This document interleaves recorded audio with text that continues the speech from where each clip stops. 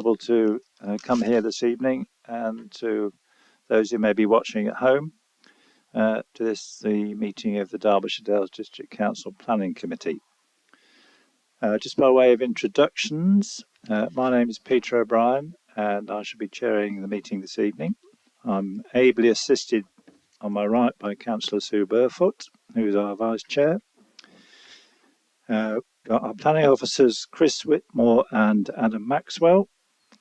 Kerry France on my left here, who's our legal eagle, head of our legal team at the council, and Andrew and Tommy at the back here, who look after the administrative arrangements, make sure everything's recorded and the votes are recorded.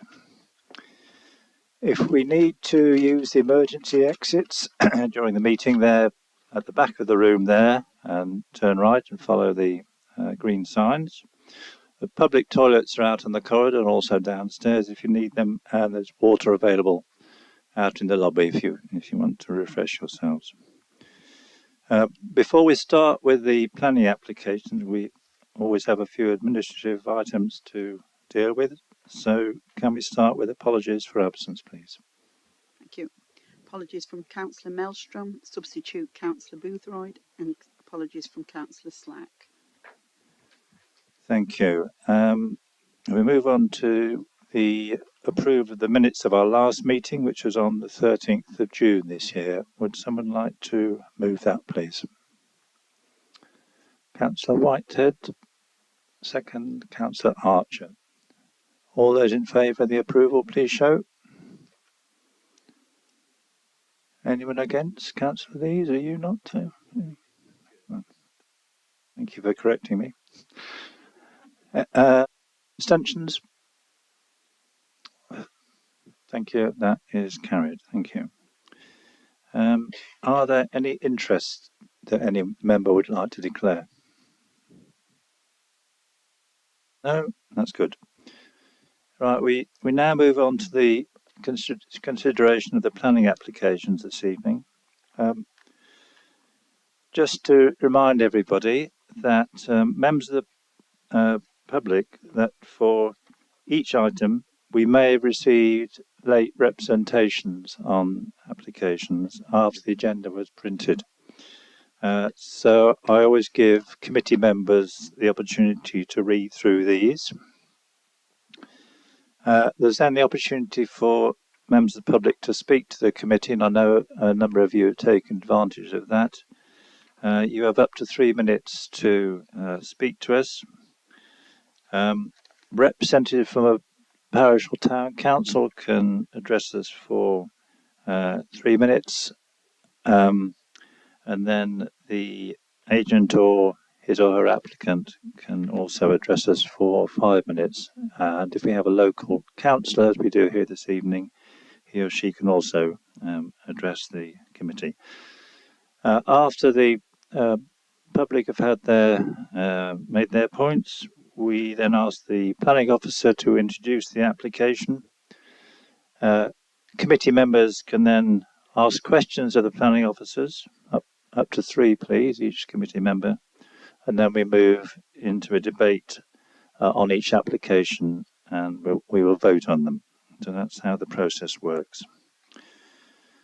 So our first item this evening is for the erection of a shower block and bin store at Bent Farm at Farley Meadows campsite, Farley Hill. This is for the most part a retrospective application, which means that the development has been carried out before any planning application has been determined. This item was actually deferred from the planning committee in September 2022. We do have a representative from Darley Dale Town Council.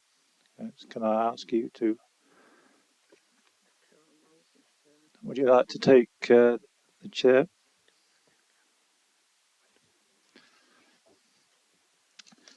You have 5 minutes then. Chair and council members, thanks very much for allowing us to come and talk this evening. I'm Councillor Ian Walker, Vice Chair of Darley Dale Town Council's Planning Committee. I'd like to reiterate Darley Town Council's objections already placed before you in regard to this application and add our support to the office's recommendation to refuse planning permission in this case. Thank you very much. Thank you very much for that. And we have a local resident, Ms. Carol Mosley. Would you like to speak to us? Thank you. Members will be aware that there's a considerable amount of opposition to this campsite. The officer's report devotes nearly 2.5 pages to the objections. I speak on behalf of these objectors. Whilst we welcome the recommendation of refusal, we have real concerns regarding its very limited nature. The only reason given for refusal relates solely to the applicant's unwillingness to supply any information regarding the disposal of foul sewage and chemical waste.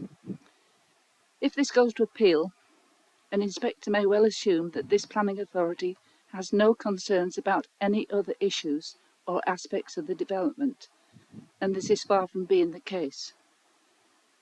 When the matter came to committee last time, these other issues and aspects were not fully explored. The debate got very bogged down over the question of drainage. Now, it can't be disputed that the drainage system is suspect and inadequate.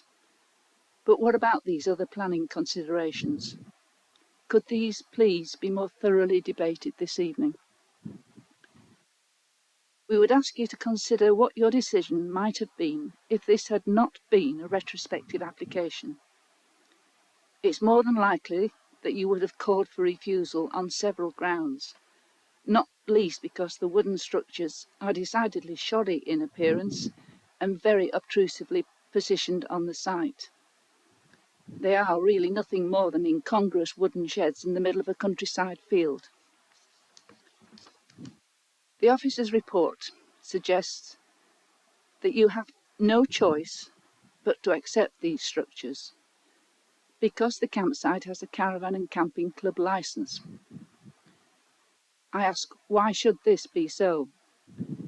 Surely planning considerations should take precedence.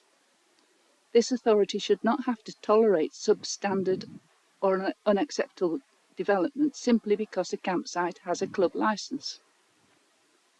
If an applicant can't obtain planning permission for his campsite's infrastructure, he should not be granted a licence.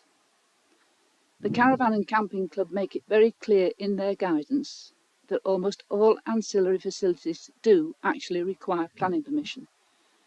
Whether they bother to check is another matter altogether. The officer's report also refers to the 9 service bollards that are on the site. He considers that because they are there on site, it is reasonable to allow other facilities for the campsite users. Again, I ask why? Surely not when those facilities are so unacceptable from a planning point of view. These bollards were allowed by a previous appeal decision which ruled that they were not so visually intrusive as to warrant refusal. But these more recent structures are of a different nature altogether. You're running over your 3 minutes, I'm afraid. One more point. It's simply not acceptable to have such a substantial and substandard and visually offensive campsite in this otherwise attractive area. It should be refused, there's no doubt, but there should be much broader based reasons for that refusal, which cite such things as poor design standards, visual intrusion, and the incongruous nature of the development. In other words, refuse it on proper planning grounds. Thank you. Thank you. Sorry to have to hurry you, but we do ask people to stick to 3 minutes. Right, I'll now hand over to our officers to give the background to the application. Thank you, Chair. Some members will remember this application being considered at committee during the latter part of last year. Since then, we've had a local election, and we purposely visited the site yesterday so members can take into consideration the impact of this development on the character and appearance of the area, look at highway safety considerations, consider the residential amenity impacts of the development, and also to consider the drainage requirements for the proposed development. Members will recall that the officer recommendation back in September 2022 was that the committee should support the application subject to conditions. One of those conditions being that within 2 months, a programme for the connection of the proposed infrastructure to the sewerage network, and for that to be submitted to the local planning authority, and for those works to be carried out within 6 months of the decision notice. Now, members will recall that they were concerned that such measures would not be put in place, and the existing infrastructure that was in place at the time, which was a temporary septic tank, was inadequate to serve the development. We've since engaged or tried to engage with the applicant's providers with the programme for connection to the main sewer since that meeting. However, we have been unsuccessful in engaging the applicant to address the specific requirements of that condition. Communication with the applicant culminated with correspondence from their agent to tell us that they no longer represented the applicant, and for further discussions to be through the applicant in person. Today we haven't had any meaningful conversations or discussions with the applicant about what their proposals ultimately are for foul drainage connections to the infrastructure on site. Now, members yesterday will have looked at the infrastructure comprising the ablution block, the shower block, a mobile toilet facility, and also a bin store. Officers accept that the location of all that infrastructure is relatively isolated, being positioned in a central part of a field, remote from the highway. We accept that that has some associated landscape impact, and it is a matter of judgment as to whether that impact is acceptable in the round. To provide some context, this site operates under an exemption certificate, which exempts the applicant from applying for planning permission to have 5 caravans stationed on the site, and also to have up to 10 tents pitching on the site at any one time. So we accept that there is an exemption certificate in place, and members will recall as part of the conditions on the recommendation to members in September 22 that one of them required the removal of all structures from the site when the caravan and camping use ceased to operate, as a remedy in that sense. Officers consider that in the context of that established facility, or whilst that facility is in operation, the additional cumulative harm of having relatively modest structures in this part of the landscape wouldn't result in unacceptable landscape harm. However, we accept that's a matter of judgment, and members can come to a different conclusion on the level of harm that they feel that this development results in landscape terms. The key issue for officers is that at this moment in time, we are not satisfied that the infrastructure will be serviced by appropriate foul water connections. The applicant has confirmed that the existing infrastructure is served by a temporary septic tank, and you'll note from the previous report that there was a suggestion that chemical waste was being disposed of in that tank also, and that's unacceptable in terms of potential pollution to the environment. For a development of this scale and nature, you'd expect some form of connection to the main sewer, and if that's not possible or reasonable, to consider alternative options which would separate out chemical waste from normal foul waste. As submitted, the drainage system for the site is inadequate and is likely to result in pollution of the environment. We have invited the applicant to submit further information to us to demonstrate how they're going to achieve satisfactory foul drainage, but they've chosen not to engage with us. So in the circumstances, we have to determine the application on an as submitted basis, hence why we're recommending refusal of the application this evening. Happy to take questions. Thank you, Chris. Right, questions from members. Councillor Hughes, I think you were first. Thank you, Chair. I note that the application is for erection of shower block, bin store and formation of access track, part retrospective. I am I right in assuming the access track is right from the road to the site? And does it include the entrance to the site? It does. So some members will recall that there's a history of applications on this site and associated enforcement action that's been taken by the authority. The width of the access as it exists has been reduced, but the point of access onto the highway hasn't. So that remains an ongoing breach of planning control, but it requires the agreement of the local highway authority to carry out modifications to the highway in that location. But the application that's before members is to utilise that access, but also to form an extension of that access to these amenity facilities. And can we, Chris, can we therefore include a refusal to change the access in line with the inspector's requirements as a reason for objecting to this application? that there is a remedy in place to reduce the width of the access at the point where it meets the highway. However, members are entitled to consider the cumulative impacts of the development, so any extension of that access track and the associated infrastructure, so the buildings in this instance, the ablution block, the shower building, the bin store, and the toilet facility. The cumulative impact of those, all that development in landscape terms can be taken into consideration by members if they felt that it was unacceptable, and that could potentially form a reason for refusal. So the refusal to or the lack of redevelopment of the entrance, could that be included then in the refusal, in terms of for refusal, so that if it does go to a planning inspector sees that as well as the drainage issue? I think whilst there is a remedy in place, that hasn't been, that work hasn't been undertaken. So from my perspective, because you're assessing the application as it stands, and that's the situation on the ground at this moment in time, I'd have no objections to that being included.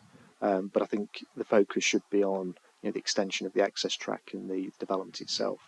But that could be included as well. Councillor Whitehead. Thanks, Chris. Thanks for your considered report as well. Just a question on the point you made right at the beginning about the previous application, that it was granted with conditions, but you've then said these conditions haven't been met. What are we doing about that? And what do we have at our disposal as a planning committee to take some action to enforce that? Yeah, thank you for the question. Just to provide some clarity there, so officers recommended to members that the application should be approved subject to conditions, but the item was deferred because members were concerned that or they had no confidence that the applicant would make appropriate connections to the sewage network, and therefore they wanted that information to be provided up front. We've tried to engage with the applicant, and the information hasn't been submitted to us, and we're in a position where what is currently in existence is inadequate and is potentially harmful to the environment, and therefore our recommendations changed. So we haven't yet made a decision, and that's ultimately what we're doing tonight, making a decision on that application. Councillor Lees, you're next. Thank you, Chair. Yeah, going back to what Councillor Hughes has just mentioned actually about the entrance, there was also talk of some planting down the side of the drive which didn't survive, but since our last visit there, one of our last visits there, we've been there quite a few times I think now, the applicant has had plenty of time. He's had a full growing season, planting season, to get these plants replanted, landscaped around this tank, shower block and everything, and it hasn't been done. So I'm quite agree with what Councillor Hughes has said in implementing these as part of the decision as well, if that's okay. Thank you. Councillor Burfoot. Thank you, Chair. Obviously, the recommendation for refusal tonight is based on insufficient information being submitted, but my question would be, do we know how at this present time the foul drainage and chemical waste is actually being collected and disposed of? The only information we have is information that's submitted by the applicant's agent to say that foul waste was basically dealt with via a septic tank, and that was only a temporary arrangement until a connection could be made to the sewer. The position of the applicant at the time was that they didn't want to commit to making a connection without any guarantee that planning permission would be granted. So there's a bit of a chicken and egg situation for them, but we need to be satisfied in our decision making that there is a reasonable prospect of appropriate drainage infrastructure being put in place to serve a development of this scale and nature, and we can't be satisfied based on the information that we have. Councillor Archer. Thank you, Chair. Just a quick question about process tonight, really. If we come to debate and we're wanting to move that we want to support the recommendation for refusal, but we want to add extra reasons for refusal, can I just double check how that process would work in terms of moving and seconding and so on? Yeah, I think members have indicated that they may wish to include a further reason for refusal. So in putting a motion on the table, you could introduce a further reason, but you need to just clearly state what that reason is. It seems to me that it has a landscape focus, and there's a concern with the siting appearance and scale of the development and the impact on the landscape. And you feel that results in harm and potentially conflicts with development policies in that respect. Councillor Buttle. Thank you very much, Chris. There was talk last time we were there about the chemical toilets being emptied into a standard septic tank and then the overflow going into some ground just off the side of the site. Is that relevant, and would we want environmental health to check whether or not there has been that happen in the past? It's something that I think we should consider in terms of future enforcement action that's taken. One of the requirements of the exemption certificate is that there's appropriate facilities in place to dispose of chemical waste. Now, if chemical waste is being disposed of in a septic tank, that isn't an appropriate facility, and therefore the licence may need to be revoked or suspended until that matter is resolved. So it may need us to be communicating with the Caravan and Camping Club in this instance to make sure there is appropriate infrastructure in place.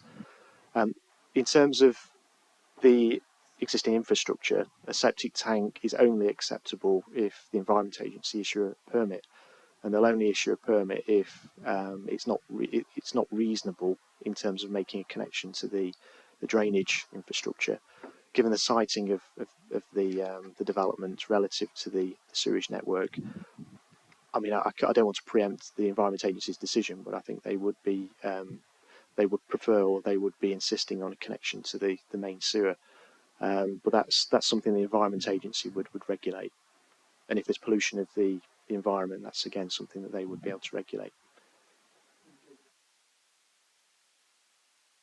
Right, no further questions, so we'll move into debate. We have a recommendation from the officers. Chair, in the light of the representations that have been made tonight from Darley Town Council and Carol Mosley, and from yesterday's site visit and the actual officer report, I would like to formally move the officer recommendation of refusal, but on the basis it incorporates what Councillor Hughes has expressed. And if we can just clarify, as you rightly say, what we want that to convey, but I think we need to send a firm message tonight. I'm new and haven't been part of the previous process, but it seems to me that this is a totally unacceptable situation, totally unfair and unreasonable, and I think the right thing is tonight to refuse this application. I so move, Chair. We have a proposal from Councillor Burton. Is Councillor Archer wanting to second? Yeah, I would like to second. I couldn't really put that in better myself, really. This contains aspects of most things that I don't like about planning applications as retrospective. The number of times the planning officer mentioned the applicant has chosen not to engage in that presentation, I lost count. And I do want to add more reasons for refusal to, as Councillor Burton said, to send a clear message on this respect for genuine planning reasons. I think as well as the access issues, there's definitely an aesthetic issue here and impact of landscape, which I would also like to add if we can find some way of doing that as well. Because it also seems that the applicant has a poor track record of responding to conditions historically as well. So we need to make sure that we do indeed send a clear message and make sure that we make it very clear that there are a range of reasons why we are refusing this application. So I would be happy to second that motion. Thank you. Thank you. While we're debating this, our planning officers will be frantically putting into planning speak the additional reasons for refusal. Councillor Lees. Thank you, Chair. Yeah, we're just going to echo the thoughts of Councillor Burton, basically. As we know, or people probably aren't aware, like a septic tank, footworks on the biological workings within that tank to break down the various parts of that tank, whereas if a chemical waste goes into a septic tank or a biodisc, they're inoperative, basically. So the only way that it could work is if it went into a sealed-in tank and it was transported away off-site. So the situation that's there now, which I believe runs down the field, bubbles up in the field, is totally not acceptable. So support all the recommendations from Mr. Burton. Thank you for that. Any further contributions? Councillor Hughes. Yes, in terms of the landscaping, I think it comes back to the point Councillor Lees was making, that the landscaping along the access road track and around the ablution block, and also the restructuring the entrance to the site so that it meets highways requirements. Thank you. Before we move to the vote, Chris, can I ask you to read out the additional reason or reasons for refusal which you are suggesting? I feel like it's an episode of Countdown.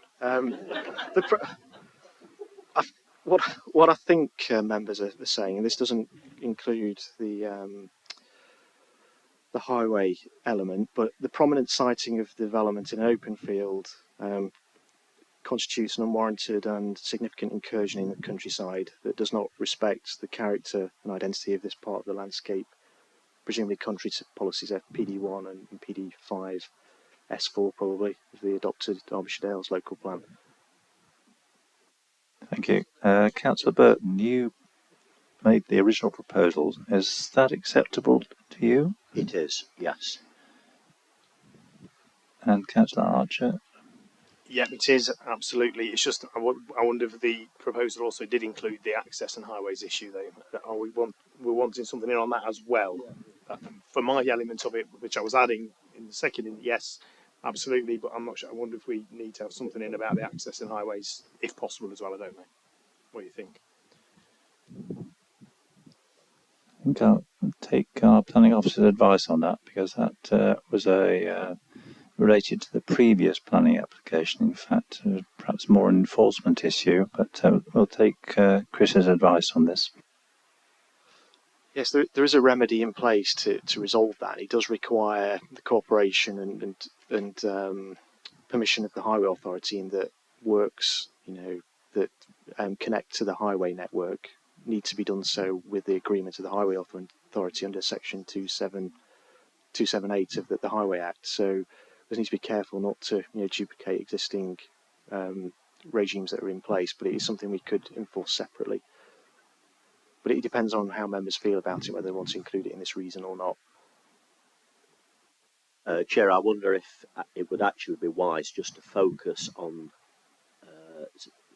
particularly the issue as outlined by the officer. I feel we're on very, very firm ground, and I wouldn't want that to then be I can't think of the word, but yes, eroded. We have a proposal to refuse the application. just reflecting on the reason, because we've referred to development in a broad sense, so we could incorporate that into our case if this was to be considered as appeal. So I think it's broad enough to cover that element of harm that you've identified. Thank you, Chris. We have a proposal to refuse the application for the reasons set out in the report, plus an additional concise application outlined by our planning officers. Can I have all those in favour, please show.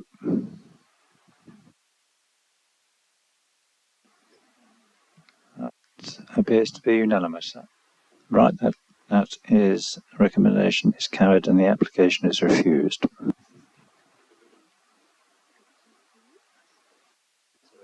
Right, the next application is for the extension of the Ivanbrook residential care home at Eversley Rise in Darley Bridge to provide a new dementia unit.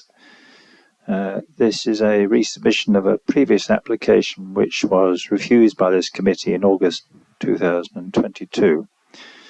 And I know we have a number of people wishing to speak.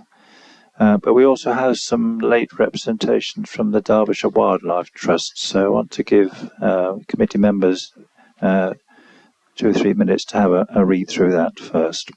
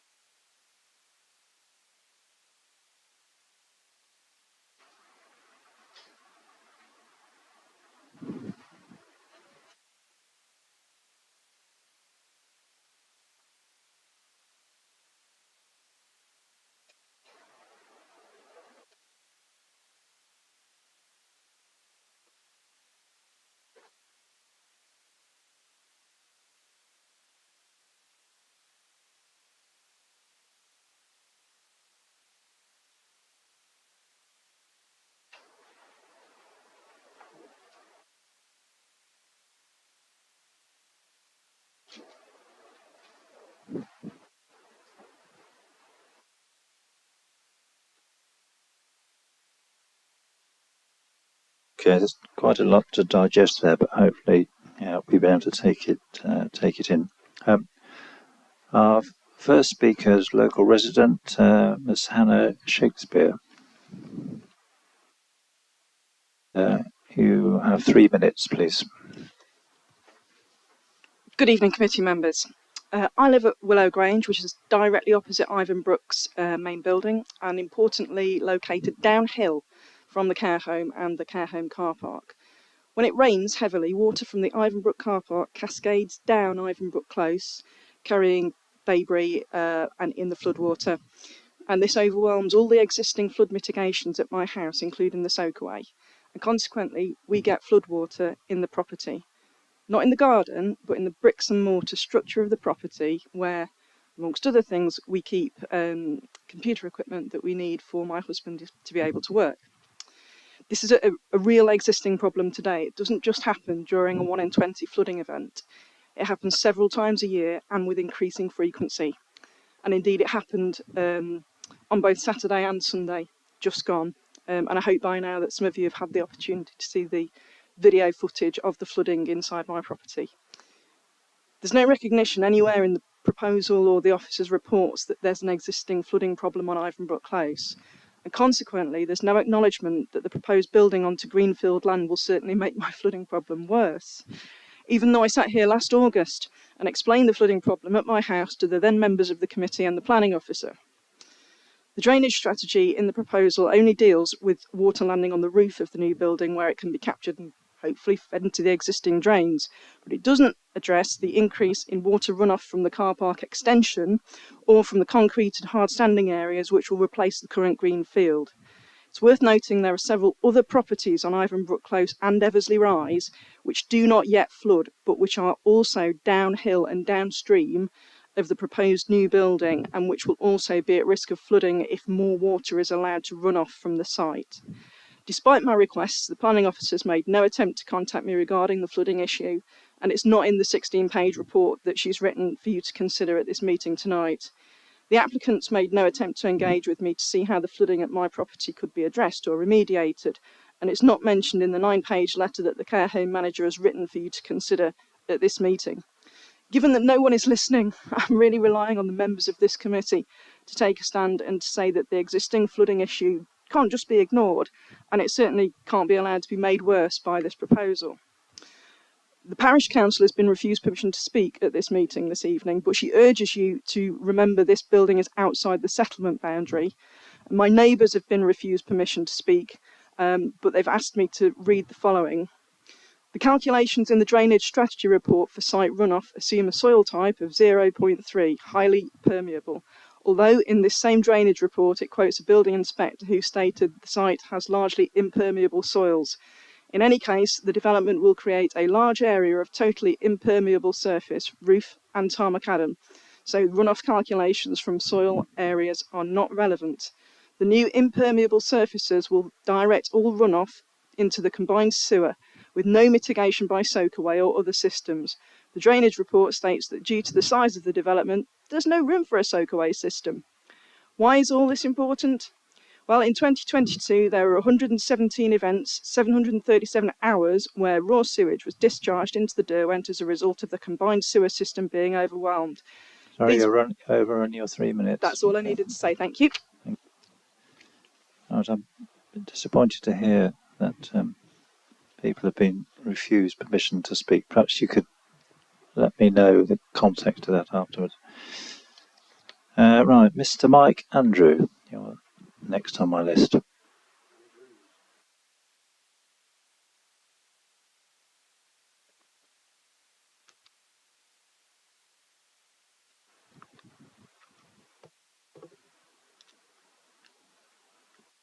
I'm Mike Andrews speaking on behalf of 24, 26 and 30 Eversley Rise.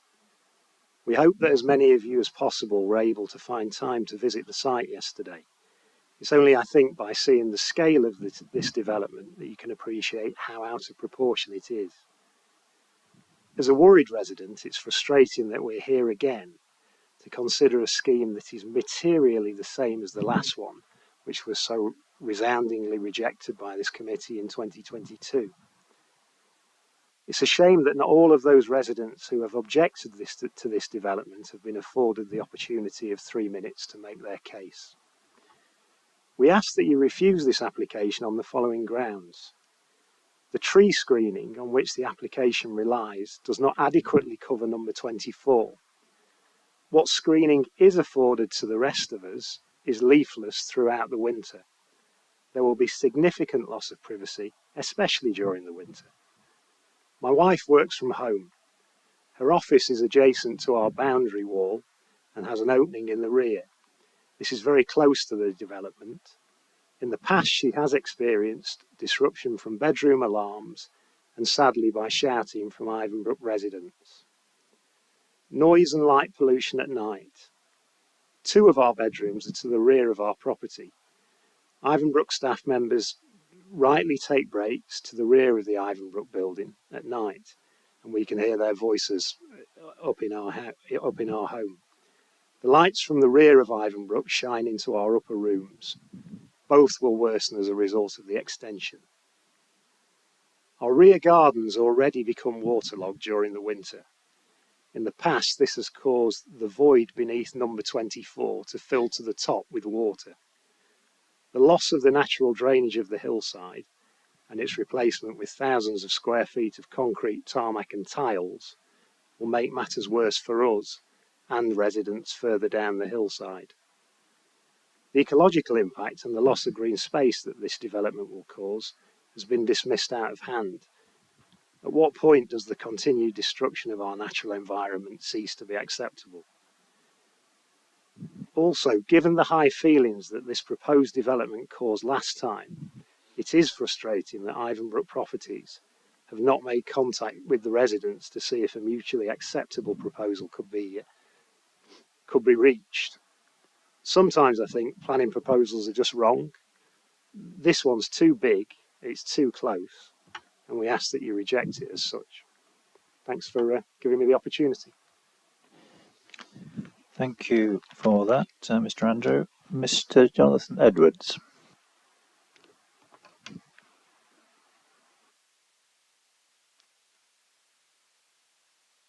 Hi, so I'm speaking on behalf of myself and my family who live at number 22, which is the closest house to the proposed development site. I've got three main areas of concern: the scale versus the setting, the potential for noise and light disturbance, and worries also over the potential structural impact on my family's home. So on scale versus setting, the proposed site is outside the settlement boundary on the adopted local plan and is therefore a significant development in the countryside. Adding approximately 80% to the footprint of the site will make an overall care home footprint of over 1,500 metres squared.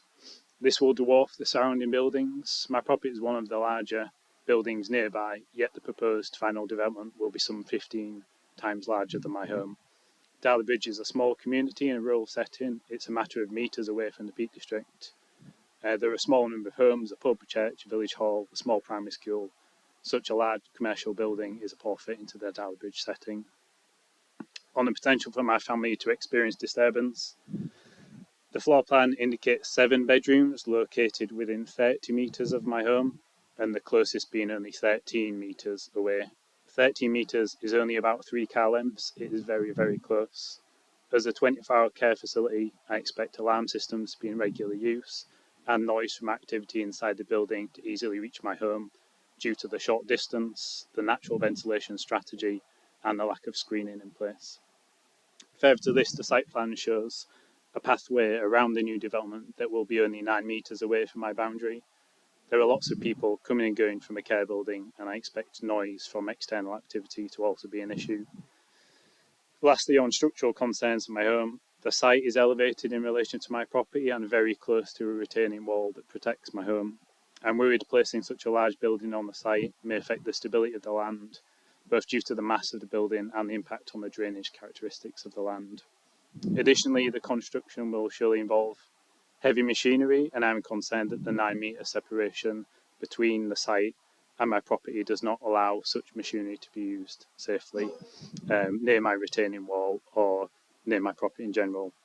A healthy small village community relies on residents working together to support each other, and I'm really disappointed the applicant hasn't held any discussions with the community. I'm not here because I'm opposed to all forms of development on the site. I'll happily engage in constructive conversations. Ivanbrook properties have a large site and also large existing buildings to work with, and an acceptable design solution may well exist. I understand there's pressure to increase the number of care places across Derbyshire, but I do not think this means that overbearing proposals close to existing homes in small villages are necessary. Thanks. Thank you very much for that. We now have our local ward member, Councillor Matt Buckler, who wishes to comment on the application. Councillor Buckler, you have 5 minutes. Thanks very much. Colleagues, I'm not speaking either for or against this application, but would like to emphasise some points which have been raised to me by a number of the residents in the vicinity of the development and have some quick questions of the proposal in front of you. Firstly, I recognise the value of the work being undertaken by the Ivanbrook Care Home to provide care within our communities, enabling people to remain near to their families, and there is an undoubted shortage of suitable beds within the district. However, planning decisions are a balance of different planning policies and not just based on one, such as HC11. A key consideration which needs to be addressed is the impact of creating ground-level hard standing in this development. As the weather over the past few days has shown, very heavy rainfall episodes can and do cause flooding from overland flow into the properties on Eversley Rise, notably to Willow Grange. This property was flooded on 2 occasions over the weekend.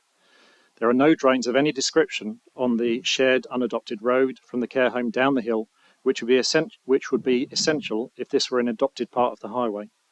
This means that inevitably, water which falls on the car park and other hard surfaces around Ivanbrook will flow down the hill and find the lowest point. Without some significantly improved management, that is the garage of Mrs. Shakespeare. If the committee is minded to approve this application, it should be a condition of consent that a drainage scheme which removes the runoff from the hard landscaping is included, removing it from overland flow and the inevitable flooding of the residents of Eversley Close. Mrs Shakespeare could put sandbags out to prevent water flowing down her drive, but that would just move the problem further down the hill. In addition, there are also concerns about water going from the roof into the river through combined waste and rainwater disposal, but I recognise that that is a bigger issue than from this application. I would also like to draw the committee's attention to the point raised by Mr Edwards of 22 Eversley Rise with regard to the 3D model of the development which was submitted to the committee on July the 7th, showing the development from his property. 22 Eversley Rise is shown in the picture. It cannot be the view from that property. It's the view from the very furthest point of the property or adjacent to it, away from the new development. The drawings associated with the development do not highlight the distance between the bedroom windows in the development and the closest habitable room in number 22, which is considerably closer than 19.8 metres. How far away it is, and why has that not been shown in the plans? Currently, there is a fence in front of the property and not the hedge shown. A hedge, if not managed appropriately, would reduce the light, would impact on the light for number 22. And some other questions for the committee to consider. How was the relative size of the development calculated? It seemed to be much bigger than the percentage stated. Why has the protected species survey not been included in the ecological report that was done in 2021? Grey crested newts have been recorded in the vicinity of the site. Why are they not mentioned in the ecological survey? And why was the survey not undertaken through the record centre? And finally, it is disappointing the applicants have not been in contact with the local residents to address some of the concerns since the application was first refused, particularly as it was refused by the committee due to the contentious nature of the application and the scale of the development. These issues could have been addressed by the applicants through conversations with the neighbours, but as I understand it, no attempt has been made to engage the neighbouring residents. Colleagues, I urge you to think about the questions that I have asked and to look at whether all of the necessary information is here for you to make a decision on this application. There can be no doubt at the moment that the application as presented will increase the runoff into Eversley Close during heavy rainfall and therefore have a negative impact on neighbouring properties. Thanks very much. Thank you, Councillor Buckler, for that very considered contribution. We now have a representative from, we have the applicant, I think, to speak. I'm not sure whether it's Miss Wright or Mr. Hodgson. Mr. Hodgson, you have 5 minutes. There'll be 2 of us speaking. Well, in that case, you have 2.5 minutes each. Thank you. My name is Adam, and I'm the Register Manager of Ivanbrook Care Home. Last year, Derbyshire County Council closed 7 of its care homes. This increased the need for dementia care beds even more. Given that a private investor is willing to create a development that is accessible to the local residents and that isn't going to be at an expense of the council that they cannot afford, this should be taken into consideration. Future planning for any viable business is key in ensuring longevity. By this, I mean the likelihood of the residents of neighbouring properties who currently live in these properties for more than 100 years is extremely low. However, the extension for the proposed dementia unit will be utilised a lot longer. When these houses are sold, people will be aware of this before purchasing the sites. Drainage. At the previous application, concerns were raised about water runoff and drainage by local residents. From the Drainage Strategy Report dated November 2021 and revised in April 2023, they proposed to discharge rainwater runoff from the new development into the combined sewers on the site, ultimately discharging into the main combined sewer in Eversley Rise. Discharge to the sewers will be limited to a flow rate of 2.5 litres per second. This is based upon current greenfield runoff estimations. They also take into consideration a 40% allowance for climate change. At the last application, a question was raised regarding the low amount of jobs that the proposed extension would create. Ivanbrook would move its existing non-purpose-built dementia care unit to the new extension that is purpose-built. This would allow us to provide... Mr. Hodgson, could you speak into the microphone? Yeah, sorry. At the last application, a question was raised regarding the low amount of jobs that the proposed extension would create. Ivanbrook would move its non-purpose-built dementia care unit to the new extension that is proposed. This would allow us to provide even better quality care to non-walking, non-verbal, totally dependent residents. Given the size of the rooms, it would also allow end-of-life care to be more manageable and dignified. This would in turn allow the old dementia care unit to be utilised by people with lower needs, therefore reducing the dependency on this unit and allowing more staff to move to the new dementia care unit. We as a business have gone to great efforts to ensure that we have addressed most of the concerns that were raised previously, even though the council recommended the application was approved. Therefore, I hope you can see the work we have done between the last application and this one to be able to support the local residents requiring care moving forward. Thank you. The Parish Council asks you to not consider the emotional aspects of providing dementia care. Have you ever experienced dementia? Have you ever seen what the people of the UK are experiencing? Look around the room. 1 in 5 of you will experience this dreadful disease. Thank you to all the councillors who came yesterday to understand the proposed low-impact design bungalow cut into the sloped site. I would point out that the previous application was recommended for approval by the Planning Department but was refused by the committee.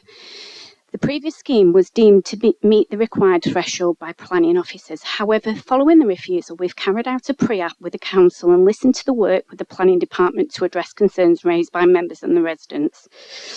The proposed car park has now been moved and incorporated into the existing car park. The proposed provides sufficient car parking spaces to meet the council's guidelines and supported by highways.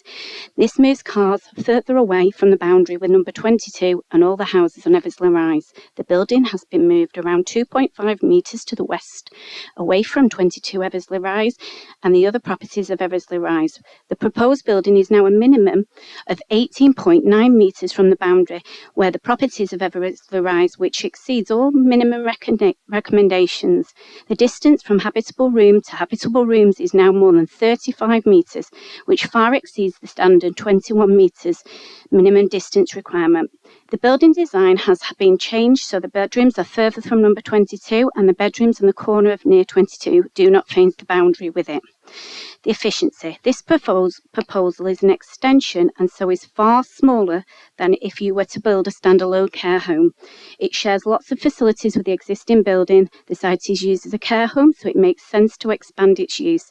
The grass where the extension is proposed is unused by residents due to its sloped nature.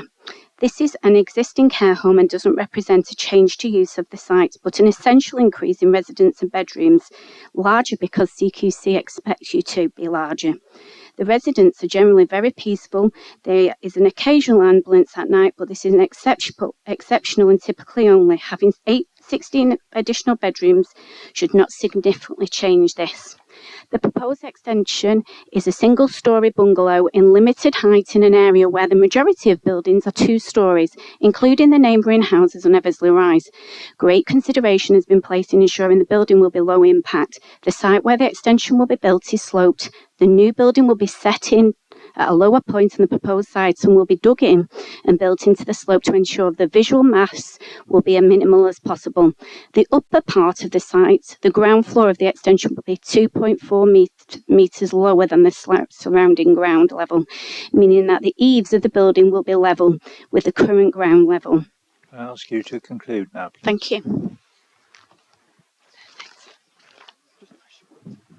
All right, thank you to all those who've made representations on this application.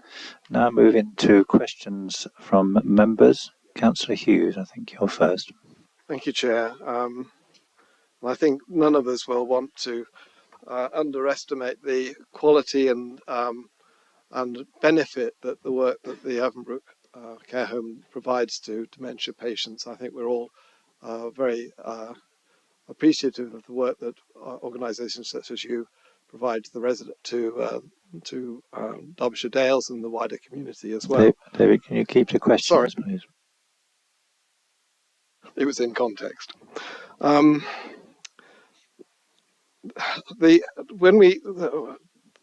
concerned about the mitigating runoff from the car park and from the roof, and the fact that the local flood authority hasn't provided any report to this particular meeting, and that the report that we have had to this meeting suggests that the report which was provided by other independently suggests that the report from the accompanying the application severely underestimates the problem with runoff. And so I'd be grateful, Chris, if you could perhaps explain how this has happened and what we can do about it. I'll hand over to Adam, who's got a good understanding of the drainage infrastructure for this particular development. He's taking this item. Yeah, thank you for the question. Yes, you're right. The application's not a major development, but we did consult the local flood authority anyway and didn't receive any response. On the previous application, which in terms of implications for drainage, as you can see up there, it's got the previous application sort of overlaid in blue. It was a similar sort of footprint, so in drainage terms it had a similar impact. The local flood authority did comment on the previous application, but only to say that they weren't going to provide any comments, but they did ask that the percentage for climate allowance for climate change was increased from 30% to 40%. So the revised drainage strategy is essentially the same drainage strategy that was submitted last time, but with that change. I was asked yesterday on the site visits to contact the lead local flood authority for comments, and I did do that, but we haven't had any further response. So to answer the question of how we've not had a response, they aren't obliged to give us one, and they don't normally comment on minor applications. So that's how that's happened. So, but the movement of the car park has meant that even more water is likely to go down the road and flood other people's houses. Is that not right? I don't think I've not seen that video that I think was mentioned. So I'm not sure in terms of movement of the car park. I'm not sure what you're referring to. Okay. Well, the movement from the previous application then. Oh, I see. Well, the previous application had a new car park in a different area behind number 22, and that's been moved to where the existing car park is. So that means that this car park is bigger and is joined onto the road, and therefore more water will run out of that car park down the road and flood the property. It depends how it's drained and how it's surfaced. It could be permeably surfaced, and it could be sent to the drain. So it not necessarily. It depends on how it's constructed. It's not an automatic that would happen. Obviously, if it was made out of tarmac and not drained at all, then yes, it would make the existing situation worse. But we'd be looking to make sure that proper drainage was put in accordance with the drainage strategy, which has followed the guidelines for SUDS, has looked at what the existing runoff rates of the site are, and has proposed a drainage scheme with mitigation to prevent flow off the site into the combined sewer. So I have looked into the guidance today, and I'm satisfied on the evidence that we do have, which is from a suitably qualified engineer. But we've got two reports from suitably qualified engineers which are in dispute one with the other. So which one do we take as the right one? I haven't seen that. I haven't been provided with that report. Is that very recently we've been given that? No, I've not seen that. Councillor Dobbs. Thank you, Chair. It's the same area. I'm not a flood expert, but if I've read this correctly, at the moment, with an issue which a resident described, there is runoff, there is a problem, and there is currently no attenuation of such water. As I read what they're proposing, there will be no attenuation in the future. And if I can read from the drainage strategy report, it says flooding of buildings will be prevented by overland flows being directed around the new and existing buildings and down the drive. So it sounds to me like it might get worse. My understanding of that is there is mitigation to limit the outflow to 2.5 litres per second, and that would deal with a 1 in 100 year flood event. It's only if that system is completely overwhelmed, which would presumably be worse than a 1 in 100 year flood event, that the report has then gone to think about where that water would go. If I can come back, Chair, but how? I can't see anything that would limit the flow. I notice it says that it will be limited to, but no strategy for doing it. Essentially, I think what they're proposing is to put in a flow control hydro brake which from Googling it is, and again, I'm like you, I'm not an expert, I'm relying on the evidence in front of me, is essentially a concrete cylinder which the water from the drainage system goes into, and then effectively it's attenuated and stored in there, and it's sent round in a cyclone, and then it comes out of that structure at a set rate. So that's what's proposed, this flow control hydro brake. Councillor Wakeman. Yes, Chair, I've got two questions. First one is a statement was made that residents weren't able to talk. That's the first one. Do we know why they weren't allowed to speak up? Does anyone else on this side of the room know? I can speak on that. Sorry, Chair. The South Darley Parish Council were refused to speak because they were past the deadline to register, and because there were already speakers. Well, the limit of speakers had been reached on the application. The other two residents were refused to speak because, again, the limit was reached, and they were put in touch with the residents that were registered to speak to allow them to hand over the representations to them, and for them to speak on their behalf. They were also encouraged to send in written representations as well, and the applicants will know that despite the fact that they had 3 people registered before the deadline, they also had to reduce their number of speakers. So it's just to encourage to allow for all the business to be concluded. Thank you. Point of order. Point of order. When did we change the rules so we had limits to the number of speakers in planning meetings?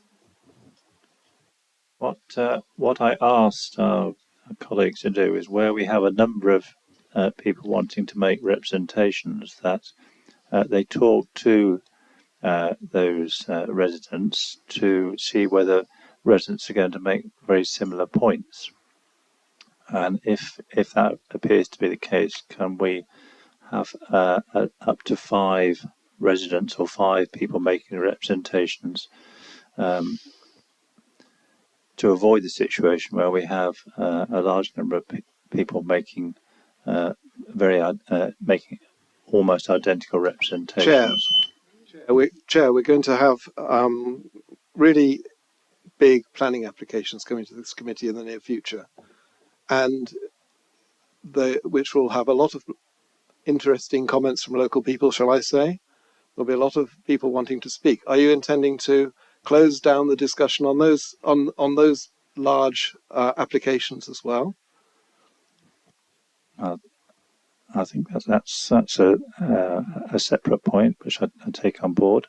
What I've asked in principle is that where we have an application where we have a number of representations that are going to be of a very similar nature, that those residents come to agreement amongst themselves so that they can make appropriate representations that we can all understand, but we limit that to 5. I think in context of this particular application, that's reasonable. I'd like to register my objection to that. I think it's intolerable and absolutely undemocratic. And I think that in future we should allow everybody to speak who wants to speak, and they should get their 3 minutes. And the previous chair limited it to 2 minutes for when there were a large number of speakers, and that was reasonably satisfactory as a measure. But to stop people speaking entirely is completely undemocratic and antithetic to this local authority. So I'm sorry, but I censure that. I cannot agree with that at all.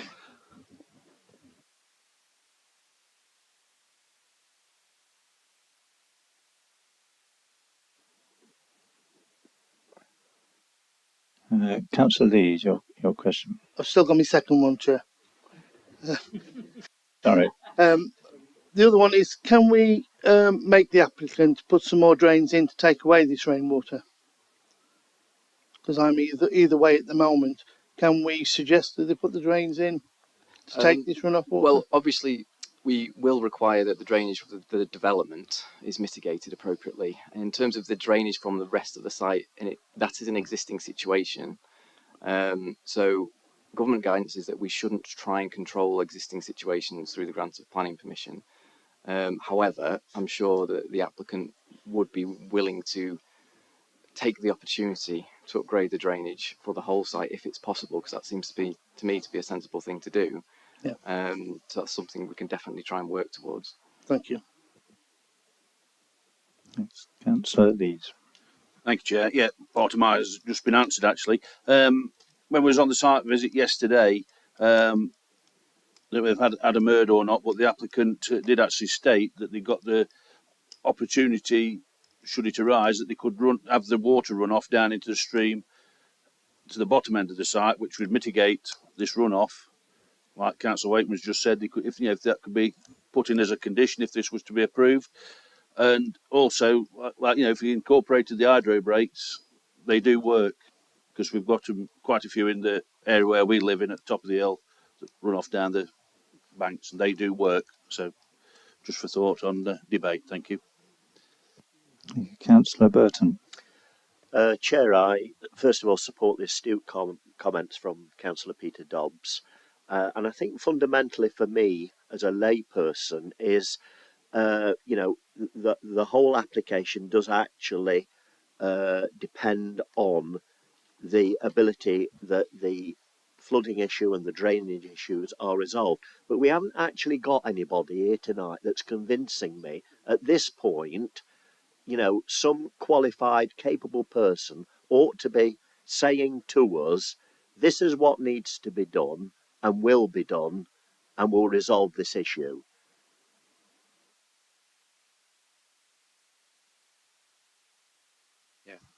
Chair, through you, I'll just come back on that point. What we have before us is a technical report from a drainage consultant with many years of experience who's come up with a bespoke drainage scheme for this particular site to attenuate surface water and to ensure that flows are controlled to deal with a 1 in 100 rainfall event, and also with capacity built in to deal with climate change, 40% increase in capacity. Now, in planning terms, that is acceptable provision to make for a development of this nature. So we can be satisfied that development of this scale in this location will be acceptable from a land drainage perspective, unless we had evidence to the contrary to say that report or that scheme was deficient in some way. I think there would be no grounds, in my opinion, for deferment of the application for further information, because we have sufficient information before us this evening. So just finally, can I ask, and thank you for those comments, Chris, hand on heart, you are confident that these measures will achieve what we're wanting?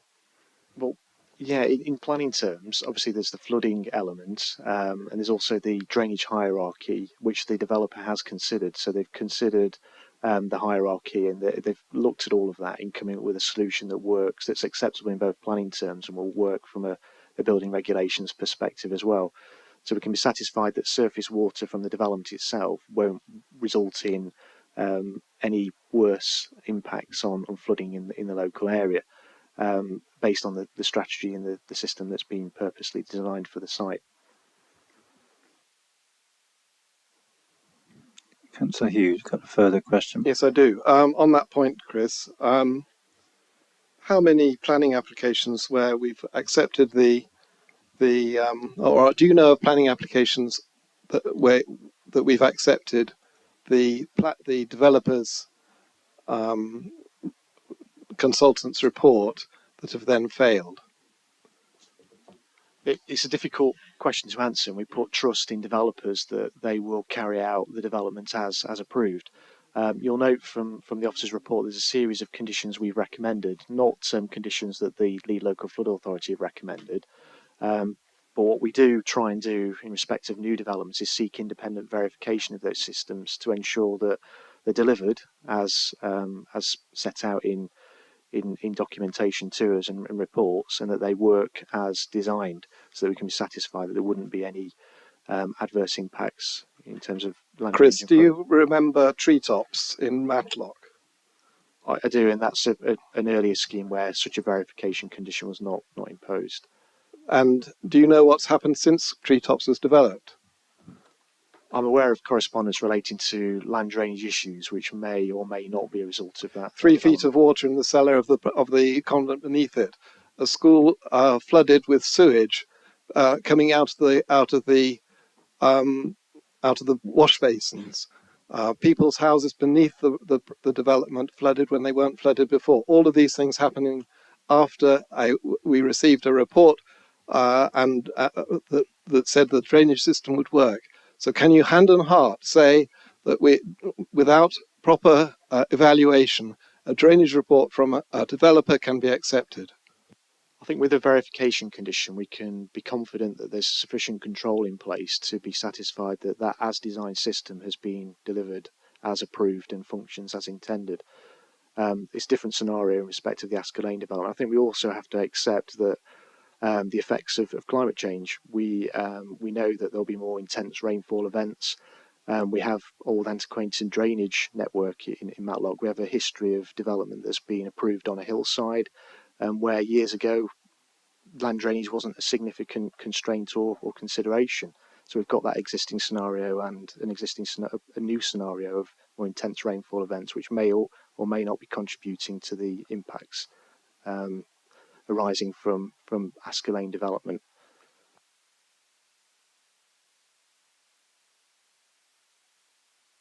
Councillor Burfoot, you had a question.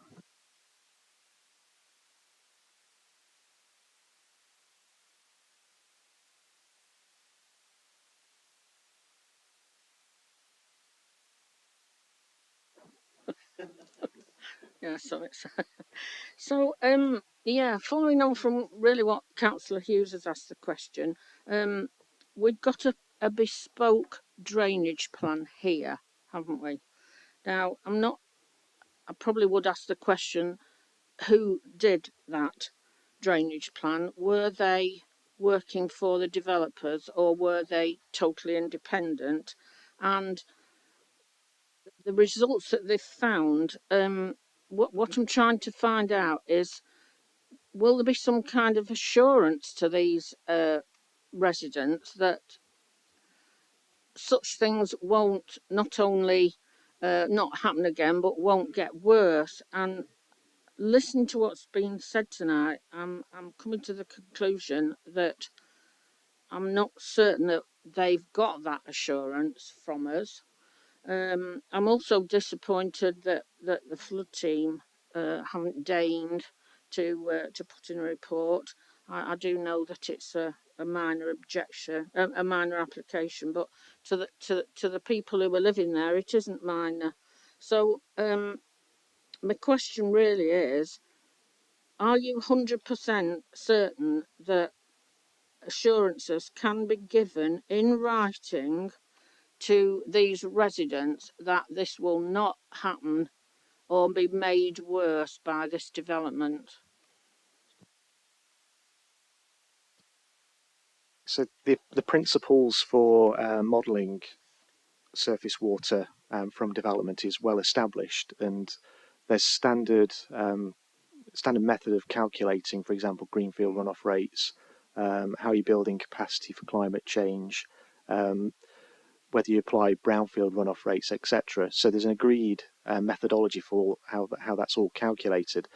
This, as mentioned by the case officer or Adam in his address to members, this report was previously considered by the lead local authority, and they raised no objections to it in principle.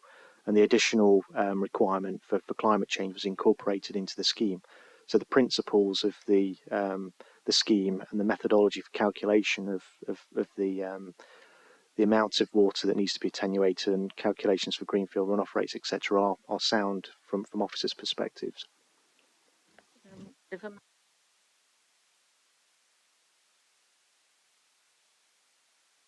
Can I ask who wrote it and who were they working for? Like with many consultants operating in the private sector, they operate within a professional code of conduct. It is a trained engineer that deals with surface water, and they are appointed by the applicant to carry out a land drainage strategy for the site, but they do so applying standard methodology and ways in which they calculate and a model for these types of systems. And so we can be confident that the lead local authority have previously looked at this raised no objections in principle to what was being presented. Councillor Buttle. That would be me. I can answer Sue's last question. It was SA Consulting who provided it, and they were paid for by Ivanbrook. But that's not why I'm here. I've got three questions really. The first is to do with Miss Shakespeare's house and the way the existing water flows off Ivanbrook's car park and onto an unadopted road. Is it caveat emptor? Is there, like if you buy a house and you're at the bottom of a hill, can you expect to be flooded by your neighbours? Is it good neighbourliness? Would you expect a neighbour to take measures to stop water flowing across their car park and into your home? That's the first question. The second question is we don't seem to have moved anywhere over to the other side of the site where we're looking at the overbearing nature and the creation and the sticking up of a fence. A fence has been put up to stop a house being overborne on, which I imagine, if that's doing its job, is actually overbearing more than the house, rather more than the building that was being put there. So that sort of seems to me like it's playing a bit fast and loose with your neighbours, and I'm wondering if that's reasonable behaviour. And I have a third question, which is to do with the hard standing at the top of the car park, where the drainage consultants tell us that it is possible there may actually be the chance to stick a soakaway there, but it's at the top of the hill. It's at the top of the hill, but it's still lower than the roof line, as far as I can tell, looking at the diagrams and the fact that it's supposed to be 500 mil higher, the building a little bit further up the hill. And so I can't see any particular reason why a soakaway cannot be put under the new car park if a soakaway is possible, which the drainage consultants say may well be possible on that section of car park. I think that's my three questions. Okay, I'll answer the first and third if that's okay, and I'll pass on to Adam to answer the question about the fence. With regards to the first question, is your neighbour allowed to, cause flooding to your property? The simple answer to that is no. The Lead Local Flood Authority have the powers to intervene in such a scenario to ensure that flooding of property doesn't occur and put appropriate measures in place. But as a neighbouring landowner, you have a duty to ensure that surface water from your development isn't having an adverse effect on a neighbouring property. So there are some controls in place to prevent that from happening. In this particular case, we have a proposed drainage strategy that should mean that in a 1 in 100 rainfall event, extreme rainfall event, plus climate change, that surface water from the development shouldn't result in flooding or worsen the existing situation. So we can have reasonable confidence that the development shouldn't make that situation any worse in this particular case.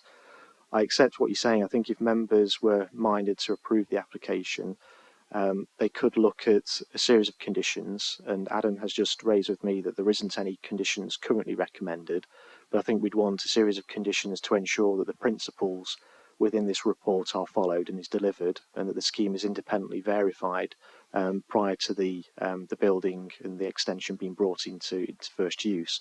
And I think we could also look at a condition which encourages the use of soakaways where soakaways are achievable on the site, and you've picked up that there is one potential suitable area for a soakaway on the site, which is identified in that drainage report. So we could also encourage that as well to ensure further betterment in terms of land drainage. Councillor Archer. Thank you, Chair. Just two hopefully fairly quick questions. This is a really tough one. I'm not sure which way I'm going to go. So things that might help me.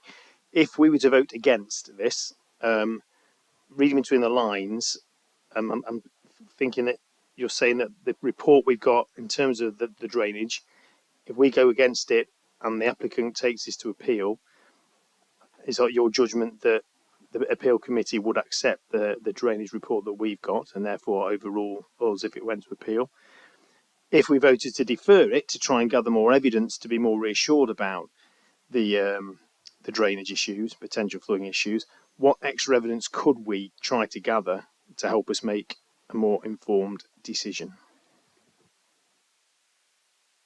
My professional view on this is we've got sufficient evidence to be able to make a decision this evening. We've got a detailed land drainage scheme for the site, which considers a 1 in 100 rainfall event and climate change, and that is sufficient in terms of meeting policy requirements to ensure that development wouldn't worsen the existing or any existing flooding situation or cause flooding.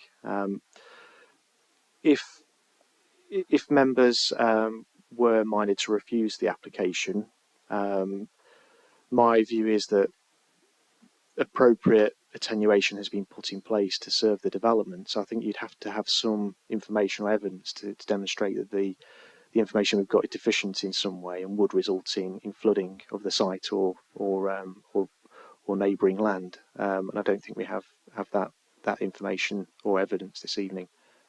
But I just come back very quickly on that. So could we try and, I'm just wondering if we should get a second opinion almost that might then present that evidence that could then be used. So is that, if we ask for a deferment, is there somewhere we can get a second opinion just to make sure we are happy that that drainage report is solid? It's up to members, isn't it, in terms of whether they're confident with the information that's been submitted. It's an unusual step to take, and who would you appoint to carry out that work, and whose judgment would you trust in that scenario? It's things to think. You've got to think about all those things, and we have a scenario here where we have a competent person that's carried out a detailed assessment and presented a drainage strategy to us, and the lead local flood authority have raised no objections to the findings and the methodology that's been used in designing that system. I think that latter point will come out in debate, actually, Councillor Archer. Councillor Boothroyd, you have a question? I just had a question about the assumptions that were made regarding the existing building with the flooding. So Ms Shakespeare's house already floods. Is that a registered flood event that the flood authority are aware of, that they would then consider in respect to it being a minor application very close to where existing flooding has happened? That is a good question, actually, because where the position of the lead local flood authority is that for minor applications they wouldn't normally comment on planning applications, but if there's a history of flooding incidents in the area, then sometimes they will comment. And we've got an item later on in the agenda, High Street, where such a scenario happened, where there's a history of flooding in that area, and they wanted to be sure that land drainage matters had been appropriately dealt with. I'm assuming that flooding event has been raised with the lead local flood authority, but they have chosen not to comment in respect of this application. Councillor Dobbs. Right, it's still chasing the this mention of the hydro brakes. I have read this. I wouldn't say every word of the SA consulting. I cannot find any sentence which says they're going to put one there. There's just a general comment about hydro brakes.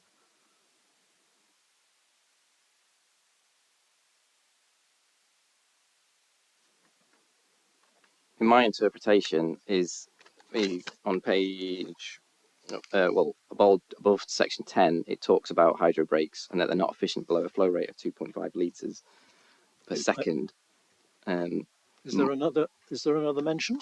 Well, they explain later on in the report that the actual runoff from the site is 0.9 litres a second, which isn't enough for a hydro brake to work. So they're proposing a 2.5 litre, and I took from that the reason for the 2.5 litre was for the hydro brake to function. Well, what if you hadn't taken from that? I think we're putting words into the consultant's mouth, aren't we? Yeah, I think the key is that's what we would be expecting, because that is how you attenuate an outflow into a sewer. Because if you don't do anything, obviously the water will go down from the drains on the building at whatever speed it comes out at, and that'll depend on how heavy it's raining. So if members are minded to approve, I would recommend a series of conditions to agree the details of the scheme. and we would be expecting that hydro break to be part of that, so that we could see where it is and where we know that it's the right capacity. We would reconsult the lead local flood authority at that point when we got the details, but again, we might not get a response. So, but we as a planning authority would need to be satisfied that the drainage system was as we assume it's going to be, and that, as Chris said, independently verified that it does actually get put in properly. That's what we'd be expecting. Councillor Hughes. Thank you, Chair. Can we, if we approve this, also ask for a third-party or public liability insurance suitable to redress the problems that properties lower down the hill may have from flooding incidents in this case? If we are so confident that the report, and if the applicant is confident that the report is satisfactory, then there should be no problem about getting flood insurance for those third party or public liability insurance to cover the properties beneath the site. Yes, that would be beyond the realms of planning, and there are already regulatory regimes that are in place to deal with that scenario. So it wouldn't be possible to deal with that through planning condition. Councillor Burt.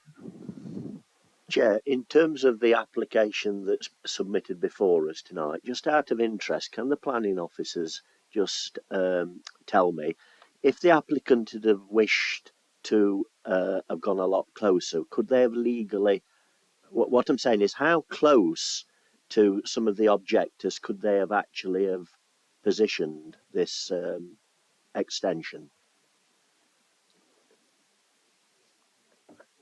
Yeah, ultimately, there is no set distance. In terms of impact on people's light, we look at the distance and relationship to windows and habitable rooms. In terms of overlooking, generally speaking, look for a minimum distance of 21 metres between facing windows. I think the previous application was slightly closer and officers concluded that that was acceptable. This extension has been moved about 2.4 metres further away, and we've looked, and also windows in the part of the extension nearest number 22 have been omitted. So we've looked very carefully at the distances and the angles between windows, and we are of the view that from a planning point of view, in terms of overbearing impact, loss of light, overlooking, that this extension, which would be a single-storey building and set into the ground, would be acceptable from a planning point of view. We are confident about that in terms of the normal parameters that we apply, but it is ultimately on a case-by-case basis, and that's a judgment. And obviously, a lot of members visited the site yesterday, were able to see the relationship themselves, so it is entirely your judgment to decide whether you think that's an acceptable relationship or not. So an unfair final comment would be if they wanted to have been a bad neighbour, they could have gone a lot closer. That would have needed planning permission, so ultimately it would have still come back to planning committee to decide if it was acceptable or not. I think. Well, that's my point. Tonight, there's a big gap, isn't there? And that building could have been a lot closer to that fence if the applicant had have wished. Yeah, I mean, theoretically, the applicant could have gone to appeal once the previous application was refused to see whether that would have been acceptable. Obviously, they've chosen to come in for pre-application advice and then put an application in trying to resolve the issues. Thank you. We'll now move into debate. I sense a feeling amongst some members that they would wish for a verification of the drainage strategy before a decision is taken. If that were pursued, could I ask you, during the debate, to bear in mind that there are other aspects of the application that we need to consider, not just the drainage strategy. But can we move into debate? We have a recommendation to approve the application. Councillor Lees. Thank you, Chair. I'm happy to move the recommendation by the officers, subject to, like you've just said, Adam coming up with the detail of the hydro break, and like Councillor Buttle said about the soakaway, it is possible to have a soakaway situated uphill with the use of a pump from this hydro break, which again would mitigate the flow of water. So I'm we've got 16 conditions in with this application. It's been before us before. I think the applicant is conscious to do the right thing by the residents. They've moved it some 2 metres in, moved the car park from round by the residential properties. So I'm happy to move the recommendation, Chair. I'll second that, Chair, and reserve the right to speak later. Thank you, Councillor Burton. Do we have any other contributions to the debate? Councillor Dobbs. Thank you, Chair. I think this is an application in which there have been significant compromises in a variety of areas, and obviously everything is compromised by cost and benefit. However, I would like to think that a much better job, shall we say, for simplicity, could have been done on the surface water runoff. We appear to only be reducing its flow rate, not necessarily its volume, and reducing that with some sort of attenuation tank would obviously have cost implications, but I would have thought might have been a better solution. Equally, they talk about the unstable bank and discharging directly into the stream. They've rejected that, where obviously the bank could have been stabilised and pipes could have been put in, but there will be cost implications. So I'm very torn here. I think this could be perfectly reasonable. It could even be lower if you cut into the hillside even more, with a huge cost implication. But as it stands, I feel it's maybe too compromised and there is a better solution. Thank you. Do we have any further contributions? Councillor Boothroyd. I think for me, the fact that there is existing flooding in the area and it doesn't feel like the application has taken account for that and tried to reduce the overall, we could reduce the flooding to neighbouring properties, not just keep it at its current level, which is it floods. So my understanding of the drainage is that it's just managing this extension, and there's an opportunity here to reduce flooding to neighbouring properties that hasn't been considered. Thank you, Councillor Hughes. Yes, I was going to make a similar point to that, and yet again, I think we are underestimating the issue of flooding in Derbyshire Dales and the significant contribution it makes to negative contribution it makes to people's lives. And we should be very careful when we make planning decisions when there is the possibility of flooding, particularly when residents are already affected by flooding from that particular site. So I'm sorry, but without professional input to assess the report from the developer, I cannot support this application. Can I ask Councillor Hughes what you're suggesting as an alternative then? I can't, because I would suggest referral for professional assessment of the report. Are you making that as a formal amendment? amendment? I think we've got to. No, I can't, because it goes against it's too. I'll be happy to accept that as an amendment. We would? Okay, well, I'll make that as an amendment then. Do we have a seconder, Councillor Burfoot? Does anyone want to speak on the amendment? This is to defer the application pending what I would term an appraisal from a statutory body in terms of drainage strategy to ensure that it will do the job. Do we have any further contributions, Councillor Burton? Yes, it looks a complete contradiction, but actually I would be perfectly comfortable with that. I think that's a very reasonable way forward. There are specific reasons why I do support the application, but if this does enable that, hopefully without a shadow of a doubt, the issue in terms of water can be resolved, well then I think we would all sleep a lot easier. But as I say, fundamentally, I do have a great sympathy for this application from what I saw yesterday on site. And yes, my mother was in the Riverside unit, so I know exactly the benefit of what this facility will provide. Councillor Buttle. I was going to ask whether or not Chris would be comfortable with having this delegated to him to have an improved drainage strategy brought to him, and one that he felt comfortable was going to withdraw the to stop the flooding of Miss Shakespeare's property and what have you, and sort out the top. Or if he doesn't want that, I'm happy to have it brought back. But I'm happy to ask Chris as well if he'd like to take that on. Yes, thank you, Councillor Buttle. I did want to seek verification of the reasons for deferment, because it's, from my perspective, it's unreasonable to require the developer to ask them to attenuate surface water from the site and to prevent flooding of neighbouring properties if that already happens. I mean, how far do you go with that? Do you want them to alleviate the whole flooding problems, the whole of Matlock?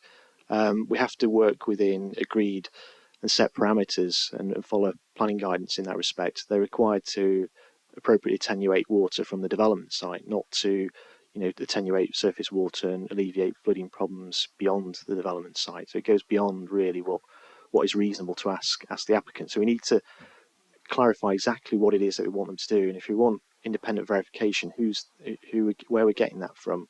Is that from another drainage consultant? Is that from the lead local flood authority? All that needs to be clarified in my view. Yeah, fair enough. I did go back there yesterday to have a look where the water was flowing down the unadopted road and into Miss Shakespeare's garage, and I thought there was probably something that could be done reasonably simply. But if you don't want to take that on, that's absolutely fine. Councillor Murphy. Thanks, Chair. Listening to the debate, I have a concern that we're questioning a professional report that was submitted to the officers, and they're taking it on face value. They have no reason to question it. I don't believe that the applicants or the consultant who wrote the report, it's in their interest not to actually do the best and address the issues that are actually relevant to drainage in that area. Are we going to question every professional who submits a report in the future? It is a concern. Thank you. Councillor Whitehead. Yes, I was just going to echo Councillor Murphy's comments. I think that it's it doesn't seem acceptable. We've had a professional report as part of the planning process from an established professional. We've had the officers saying they're happy with it. The flood authority have not raised any concerns. I think we might be overstepping. Any further contributions? Councillor Lees, you proposed the original recommendation. Would you want to make any comment on the amendment? I don't think the amendment's justified, Chair. I think the applicant's gone to all measures that's required. Being in the construction industry myself all my life, I think they've done a relatively good job on this. I think it could be tweaked on site, and I think if Adam does his little bit of wonders with the drainage hydro break and such like, and a further soak away, I think this water could be brought back onto the site and dispersed of, and everybody be fine. So no, I don't like to. I don't agree with what's been said with the amendment, Chair. Thank you. Thank you, Councillor Archer. The reason I asked the question earlier on about if we were to defer, what extra evidence could we get, was to try and get to the bottom of this, to maybe try and avoid this sort of conversation. And because my gut instinct was defer, get more evidence, which is why I asked the question. But then the answer to that question was, well, we've got evidence and we're not going to, there's no other source of evidence that we could find that would be any better than that. So I sort of accepted that, and that was the end of that part of the debate. But I am concerned about recent flooding events that maybe the lead local flood authority are not aware of, and that maybe we ought to give them an opportunity to do it. So I'm really, really conflicted on this, because I completely respect what Chris has said and agree with him that this is a reliable report. But if we've had recent local flooding events that the lead local flood authority are not aware of, that if they were aware of, they might actually be investigated, maybe we need to give them that opportunity to do it. So it's a really, really difficult one. And from my personal point of view, I've not been able to make the site visit yesterday. I'm currently erring towards abstaining because I'm finding it difficult to make a firm decision on it. It's really tricky. Thank you. Any further contributions? Councillor Burfoot. So as a seconder for the amendment, my take on this is that the lead flood authority, okay, it's a minor application, but as I say, for the residents concerned, this is not minor. And I think, in view of what Councillor Archer's just said, I think we should go back to the flood authority and say we want a report from you based on certainly what is happening in the Matlock area at the moment. Councillor Hughes. Can I speak at the end of to sum up? If you want to make any additional point, yes. Okay. Well, the additional point is that we've had other cases of minor developments, and there was one in my ward where 8 houses, the flood authority didn't put any particular conditions on it, and there's the garden now at risk from being eroded away by a culvert, which has water coming down it at a much exaggerated speed due to the work that the correct work that the builder did in developing the site. So there are issues, and it seems quite appropriate that the flood authority expresses its opinion and may impose its conditions based on its professional opinion on the drainage strategy on this site.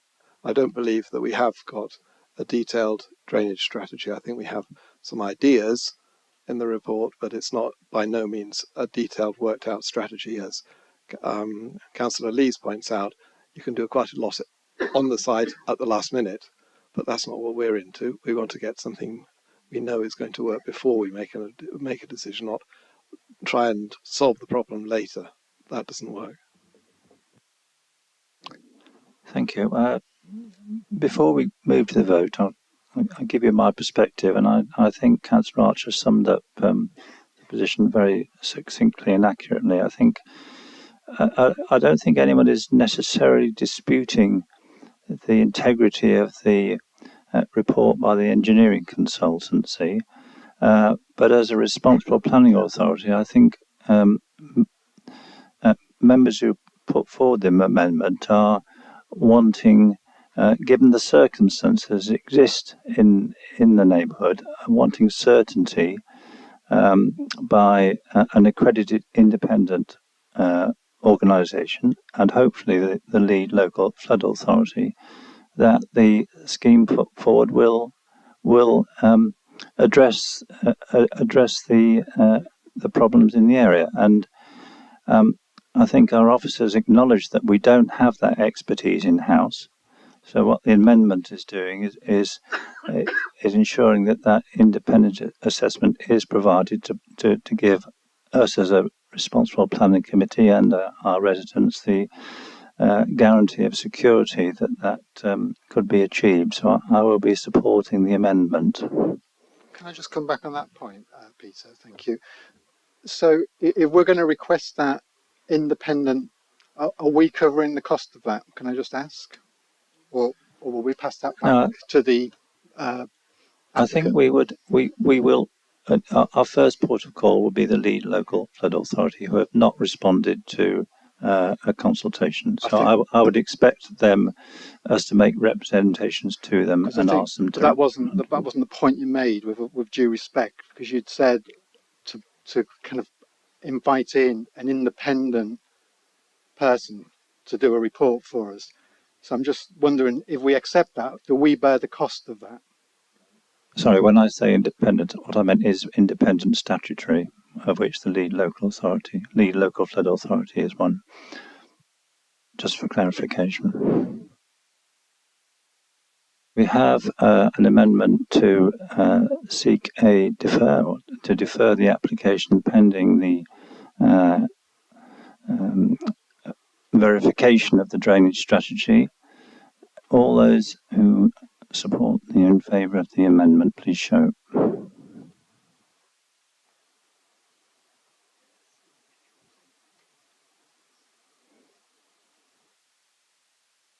All those against?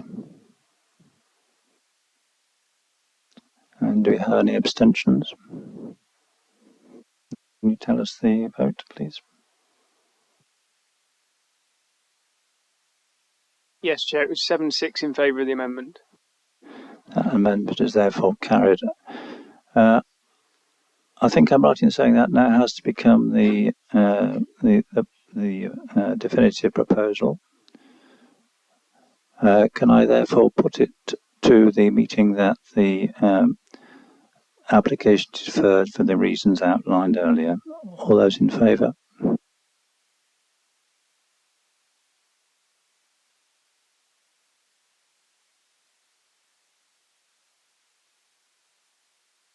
Against? Any abstentions? The result of the vote, please. I believe it's fallen.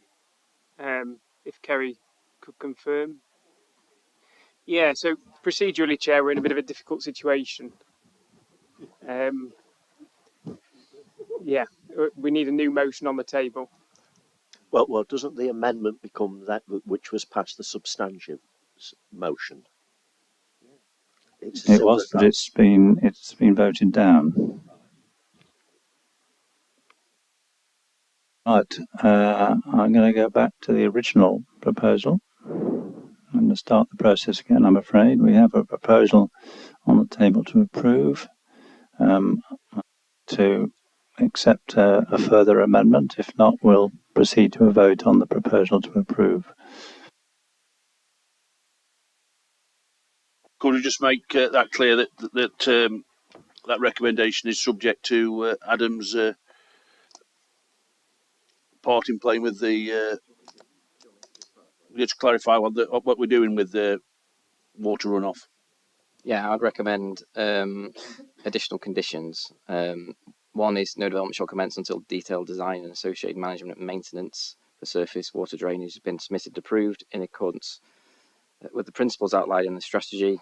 No development shall commence until detailed assessment has been submitted to us to demonstrate the proposed destination for surface water accords with the drainage hierarchy, and that will give opportunity for other opportunities for surface water drainage that aren't to the combined sewer.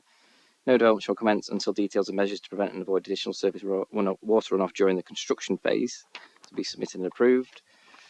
Prior to first occupation of any part development, a verification report carried out by a qualified engineer to be submitted and approved and must demonstrate that the drainage system has been constructed as per the approved scheme.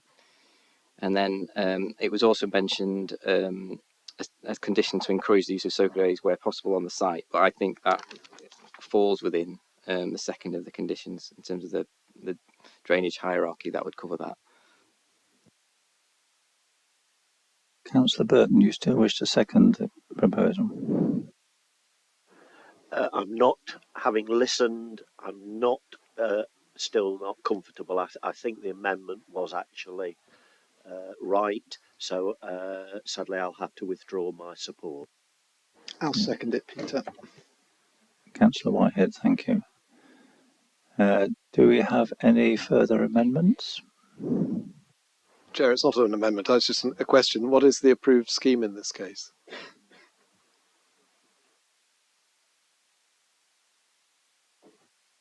Yeah, so the first condition required a scheme to be approved following the principles in the drainage strategy report. So the detailed of actually where all it will go and how it will be done. Yeah. Councillor Buttle. That was almost the answer I was looking for. So are we going to be confident that there will be no runoff from the car park down the unadopted road if we take this planning permission forward once you've dealt with the drainage strategy?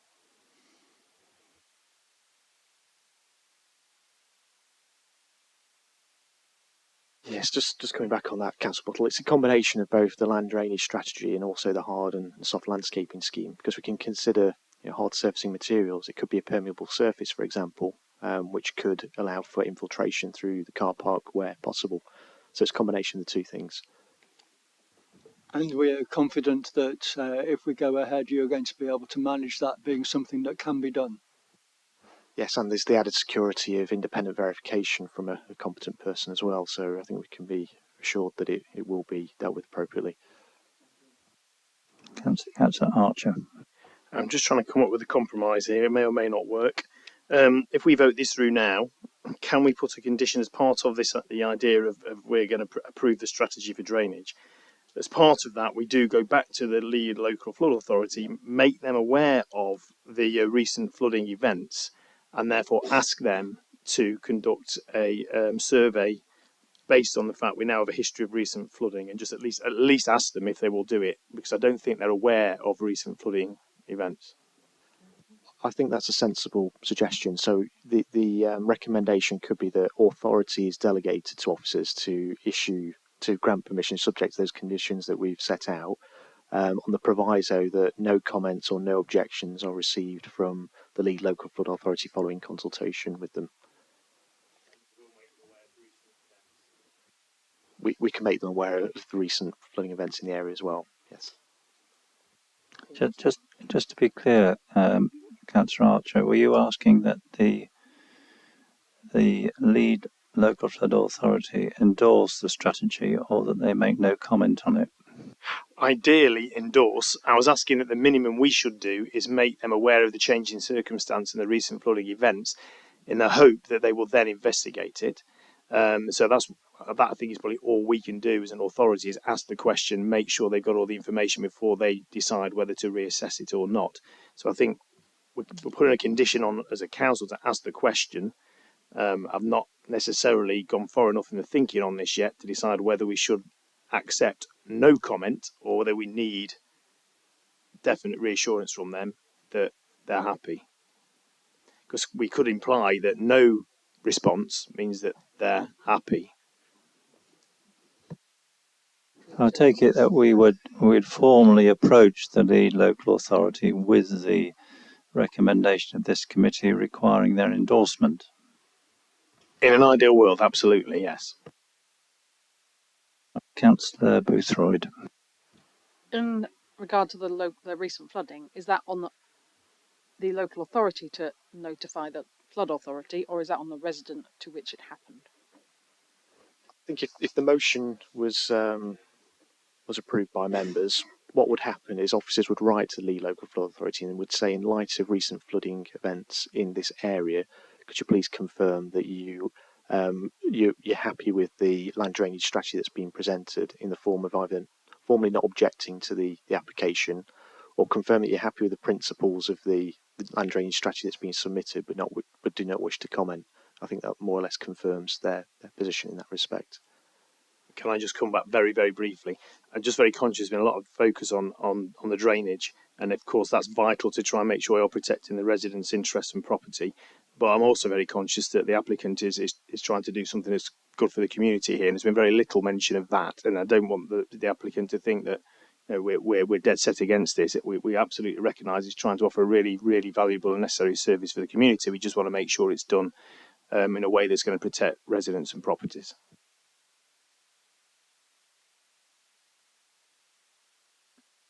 Any further contributions before we move to a vote?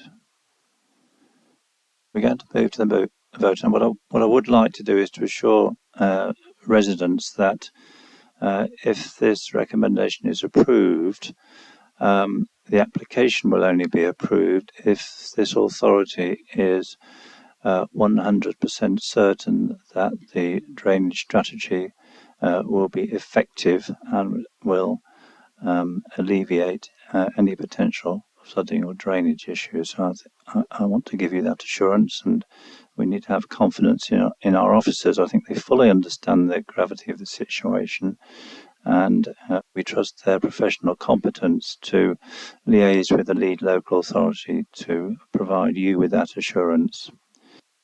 Right, all those in favour of the proposal to approve the recommendations subject to the new conditions outlined by our planning officer. All those in favour, please show. Do we have any against? And do we have any abstentions? Thank you, that is carried. I'm going to adjourn the meeting now for a 10-minute comfort break. We'll reconvene, please, at 8:05.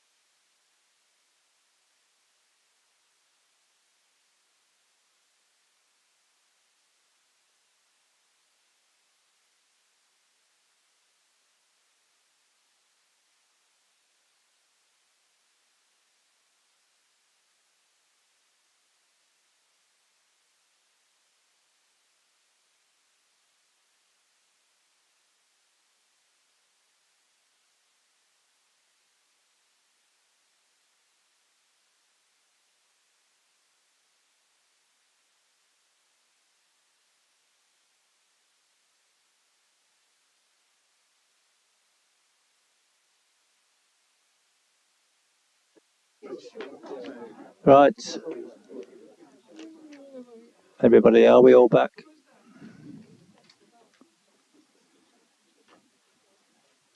Right. We're now going to move on to an application for 10 new dwelling houses adjacent to Marston Bank Farm on Barway in the parish of Marston Montgomery. Again, we have some late representations here from the infamous lead local flood authority, so we'll give members a couple of minutes to have a look through that.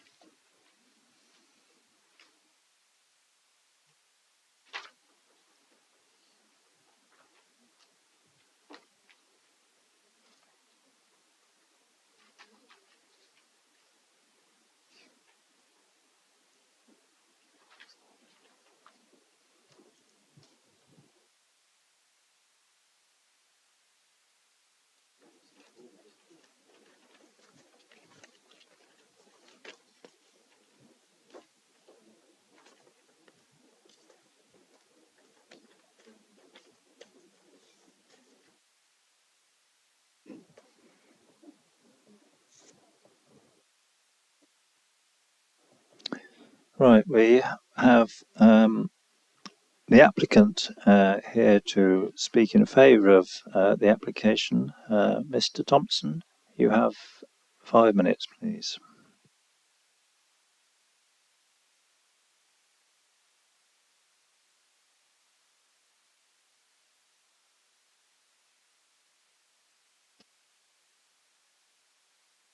Good evening, Chair, members all. To start off with, can I just say that I haven't seen these late representations and they went on the website at 5 o'clock tonight, so you've got one on me already. Yes, for those of you that came to the site visit yesterday, can you all hear me, by the way? Yes.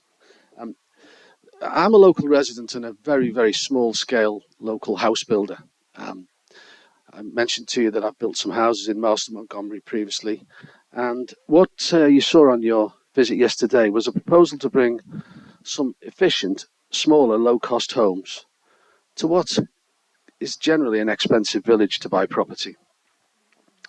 It's a village where the numerous farms and other rural workers can afford to stay to live in the village.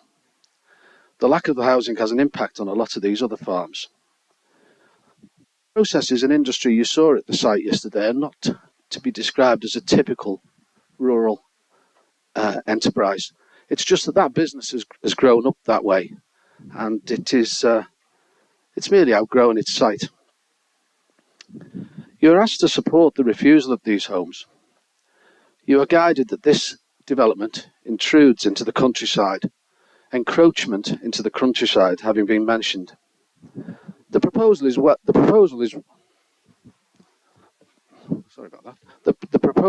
well within the boundary of the existing industrial site. And national planning policy is such that it should be allowed as housing, being a brownfield site. You are also guided to refuse as it is not appropriate in the countryside. Well, perhaps 5 larger houses may fit the policy somewhat better, but they certainly wouldn't serve the village any better. We have enough large, expensive houses. I explained that the business will not be folding. There's just no space on site for it to expand. An alternative site with all the relative permissions has been identified in the Ashbourne area, which is far better connected and will help the business continue to survive and attract the skilled employees that it needs. Don't forget, in addition, that it would take a company like mine 18 to 24 months to build a site like that, and that therefore provides employment on a transient basis for a lot of my lads who are Ashbourne, Uttoxeter and the surrounding areas. It is suggested that our designs are urban in appearance. On the same side of the road towards and away from the village, you will see semi-detached cottages. Our designs are similar. We would, of course, be including renewables and PV, which I noticed was mentioned yesterday by one or two of the officers, and it's a duty, I believe, of every responsible house builder going forward to make such allowances. Highways have not really presented any issues. Flood risk, well, partly to what you guys might have just read, I'm not too sure about, but having built 9 houses, probably 500 metres away from there, I know the subsoils, I know we can make soakaways work, and unlike the 2 cases you've considered tonight, or certainly the last one, any flooding is only going to really affect the farmland and the sheep. Ecology, Derbyshire Wildlife Trust have acknowledged that there'll be a net gain in biodiversity by the removal of the steel sheds and the hard standings. They just want us to provide the calculation to confirm that. I think I've covered the point about affordable housing. At 7.24 in your report, your officer attaches substantial weight to the development's contribution to local needs, housing, but says it is not in a sustainable location. Many of you will be familiar with the villages and towns of Derbyshire. I'm pretty sure about it, but most villages akin to Marston Montgomery would all therefore be determined as unsustainable, yet they all do need a housing provision for the locals and to ensure survival of the village and the school, etc. National planning policy has no requirement for any marketing or viability to be done, and I believe this would be the view of any appeal officer. Your officer report at 7.23 acknowledges the council are unable to demonstrate a 5-year housing supply, and as such my planning consultant advises that that would make the housing policy irrelevant. As I said yesterday, I've lived in Marston 23 years. I'm on the PCC and the Village Hall Committee, and I know of the demand. Can you conclude, please, Mr. Yes, certainly, yes, sir. I know of such demand for houses like this.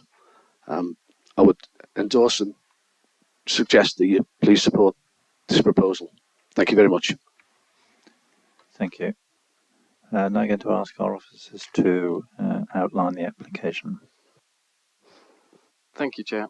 The proposal we saw yesterday is for the redevelopment of the existing site, which is in a general industrial use, making agricultural machinery and equipment.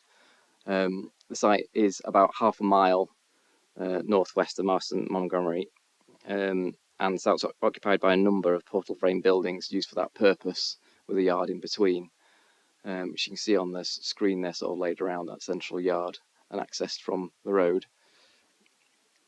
The proposal is for 10 dwellings, as you can see laid out there around a central cul-de-sac.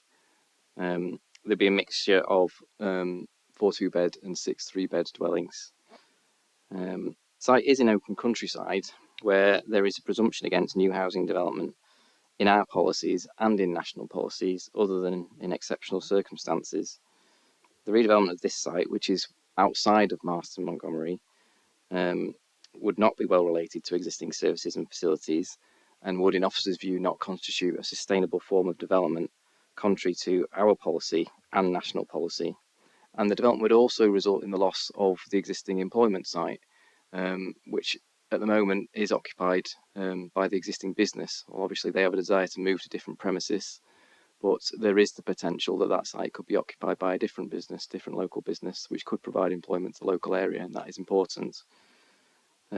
We also feel that development would introduce an urban form into an area characterised by open countryside and isolated farms. Our view, therefore, is that development would result in a harmful visual and landscape impact. The application is therefore recommended for refusal for the reasons set out in the report. Happy to answer any questions. Right, questions from members. Councillor Burton. Chair, through you to the officer. This was what surfaced yesterday, this issue of that the site, which it is at the moment operating as an industrial sort of site. Therefore, we have to remain sort of true to the continued policy that it carries on as that. But is there any evidence that there is actually out there? Do we have some sort of list that if the current operators vacate this site, that that need is actually needed?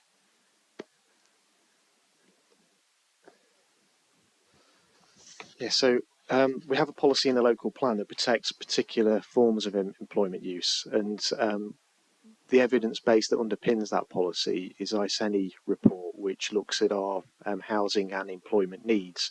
It recognises that there's a need in the Derbyshire Dales for B1, what was B1, B2 and B8 uses, so light, general and industrial and storage and distribution type employment uses.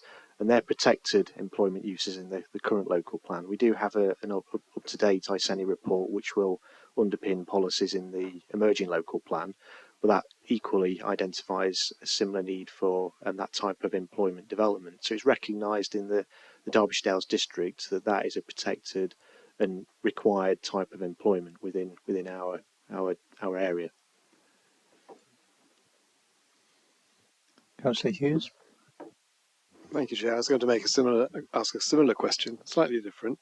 The recommendation is for refusal based on landscaping issues and one or two other things, and the loss of an established business, but it doesn't say anything about not following that policy of test marketing the site for 6 months prior to check whether there is demand. Would that be a reasonable reason for refusing it, in addition to the ones that you've put forward? Yes, it's captured in the second reason for refusal. So policy EC3 in particular deals with that. And what we're saying is it doesn't rule out potentially redevelopment of the site. But what we'd want first of all is for the market to be tested to see what interest there was in the site as an ongoing concern as an employment site before we'd consider alternative uses. And that's the requirements of policy EC3. Could the site be extended so that the current use could be, the growth in the current use could be continue on that side? Well, that becomes a different proposal in that we're introducing a mixed-use development. Speculative, isn't it? And we've got to consider the loss of employment in conjunction with the other impacts. The most significant planning issue is sustainability of location and the associated landscape impacts. So I think the two things are independent of one another, but are both, carry significant weight in a tilted balance in favour of the application. Right. Okay. And if the opinion of the committee is to approve, would it? We at the site yesterday we discussed forms of heating for the site, and we know that there's no gas on the site. Therefore, it would the heating would either probably be oil or electricity. Could we therefore condition air source heat pumps or heat pumps rather than just electrical heating to reduce the carbon the electricity consumption and therefore the carbon production associated with the development? We could certainly encourage it as part of any conditions on the development. It's in there, Chris, I think. No, it's not. I read it. It's an opportunity to do so. And moving forward, the Future Home Standard will require the abolishment of conventional gas boilers in 2025. I mean, maybe this development comes forward ahead of that that change in the building regulations, but there's still a requirement to improve the thermal efficiency of properties, and we can encourage that other measures to heat properties and to provide energy can be incorporated in the design of houses. Because it's likely that air source heat pumps would be cheaper to run than bottled gas, which is tanked gas that would be required in this situation. Thank you. Any further questions? Councillor Murphy. Thank you, Chair. It's probably a difficult one to answer. How many local people work in those industrial units? Because I get the impression that a lot of the people who work there travel quite a way to get there. Thank you.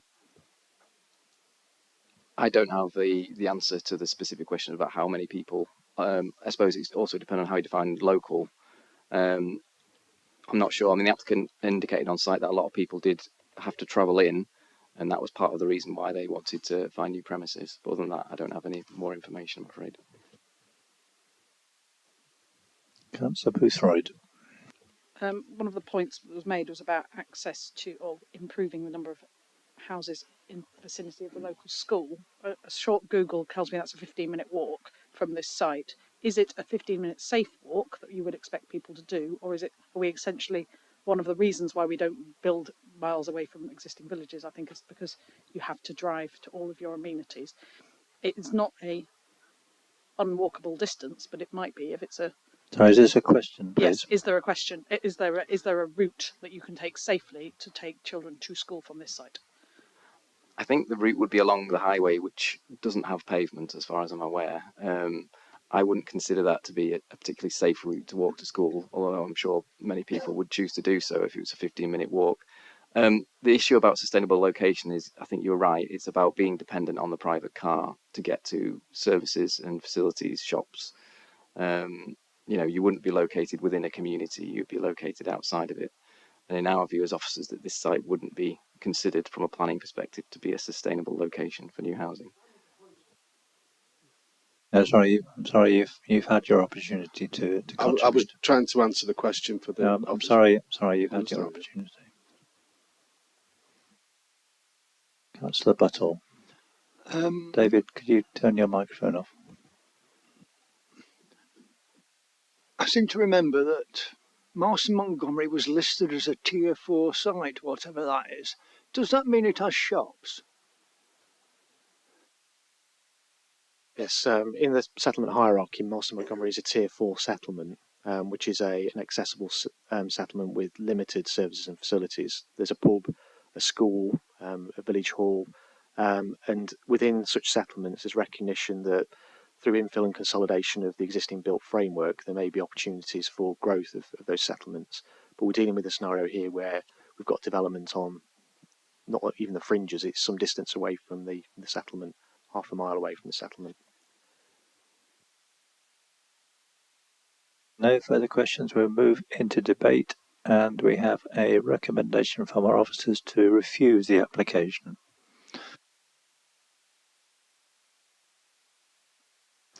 Councillor Person.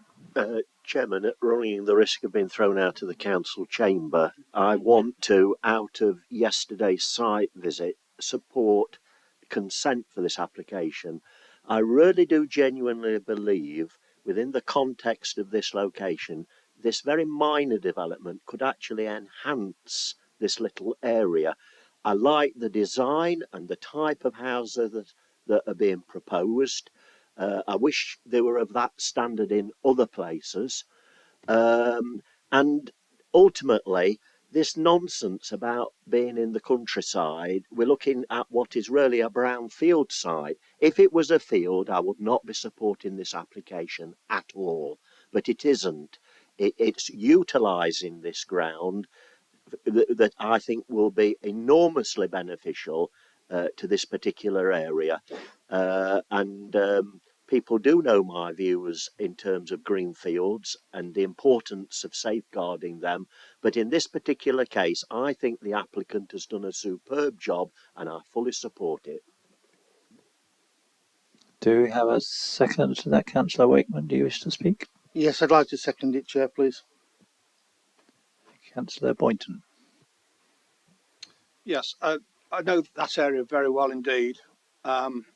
The first point is regarding the marketing exercise. Clearly the applicants made it known that business is moving anyway to Ashbourne. And there's nothing to say that those buildings are going to be let out to any other business.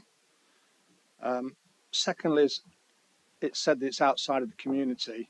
That particular area of Barway is joined by other properties further away down to Barway, which actually I know is accepted as part of Marston Montgomery amongst that community. So it would be on the extremities of the village, but I still feel it would be counted as part of the community. School walk-wise, accept there are no pavements, but it is one of the quieter roads in Marston Montgomery. Certainly if it was on another road that runs on the back of Marston Montgomery, that's the main road through to JCB at Roaster, which is a very, very busy road. So I also will be supporting anything for this application to go through. So Hughes? Chair, then I'd ask the proposer and seconder to include conditions for the use of heat pumps, or the most efficient form of heating available, rather than gas or just ordinary heating, electricity heating. I'd certainly be happy as mover, and I'm sure the seconder would, David. Councillor Dobbs. Thank you, Chair. I appreciate that going against the local plan is always a little bit unfortunate, but in this case I will support the motion. In terms of walking to school, this is a distance significantly less than we're suggesting is perfectly acceptable in parts of Ashbourne. Councillor Boothroyd. But there is definitely no pavement, and from what I can see, it's a two-way road. So I wouldn't walk my little boy to school along that road. It's a 2-minute drive, and it's designed around car use. Therefore, I would probably drive my boy to school. Just as a point. Any further contribution? Councillor Murphy. Thank you, Chair. I heard recently that there was a meeting in the village to discuss this development, and on good authority I was told 80% of the villagers were in favour. Now, I stand to be corrected, but that's what I was told. Councillor Lees. Yeah, thank you, Chair. I'd just like to add that, like what Chris said, yes, there's a pub, there's a school, there's a village hall, but equally there is quite a few of your little village farm shops, and I think there's a little shop in the village as well. So they have got amenities within the village, and there's one particularly just a little bit further down that lane at a little campsite. So I'll be supporting it. Thank you. Thank you. I've been reminded that it's now the bewitching hour of 8:30, and we need a motion to extend the meeting by a further 30 minutes. All those in favour? You choose someone who's... Right, where did we get to? Who else? Councillor Whitehead. So, I mean, I was a little bit torn, but actually hearing kind of some of the debate has been very useful. The only kind of bit that I don't understand, in the plan, there's no affordable housing kind of within this development, although I believe there's some. Is that wrong? Is that there is? No, that's something I wanted to touch on later on, that if members are minded to grant permission, we can't just disregard other policies of the plan. Yeah. The development of 10 or more houses, you would require at least 30% of those are delivered as affordable housing. You'd want a legal agreement to secure that. And you also want to think about appropriate conditions as well. Thank you, Chris. Yeah. Councillor Buttle.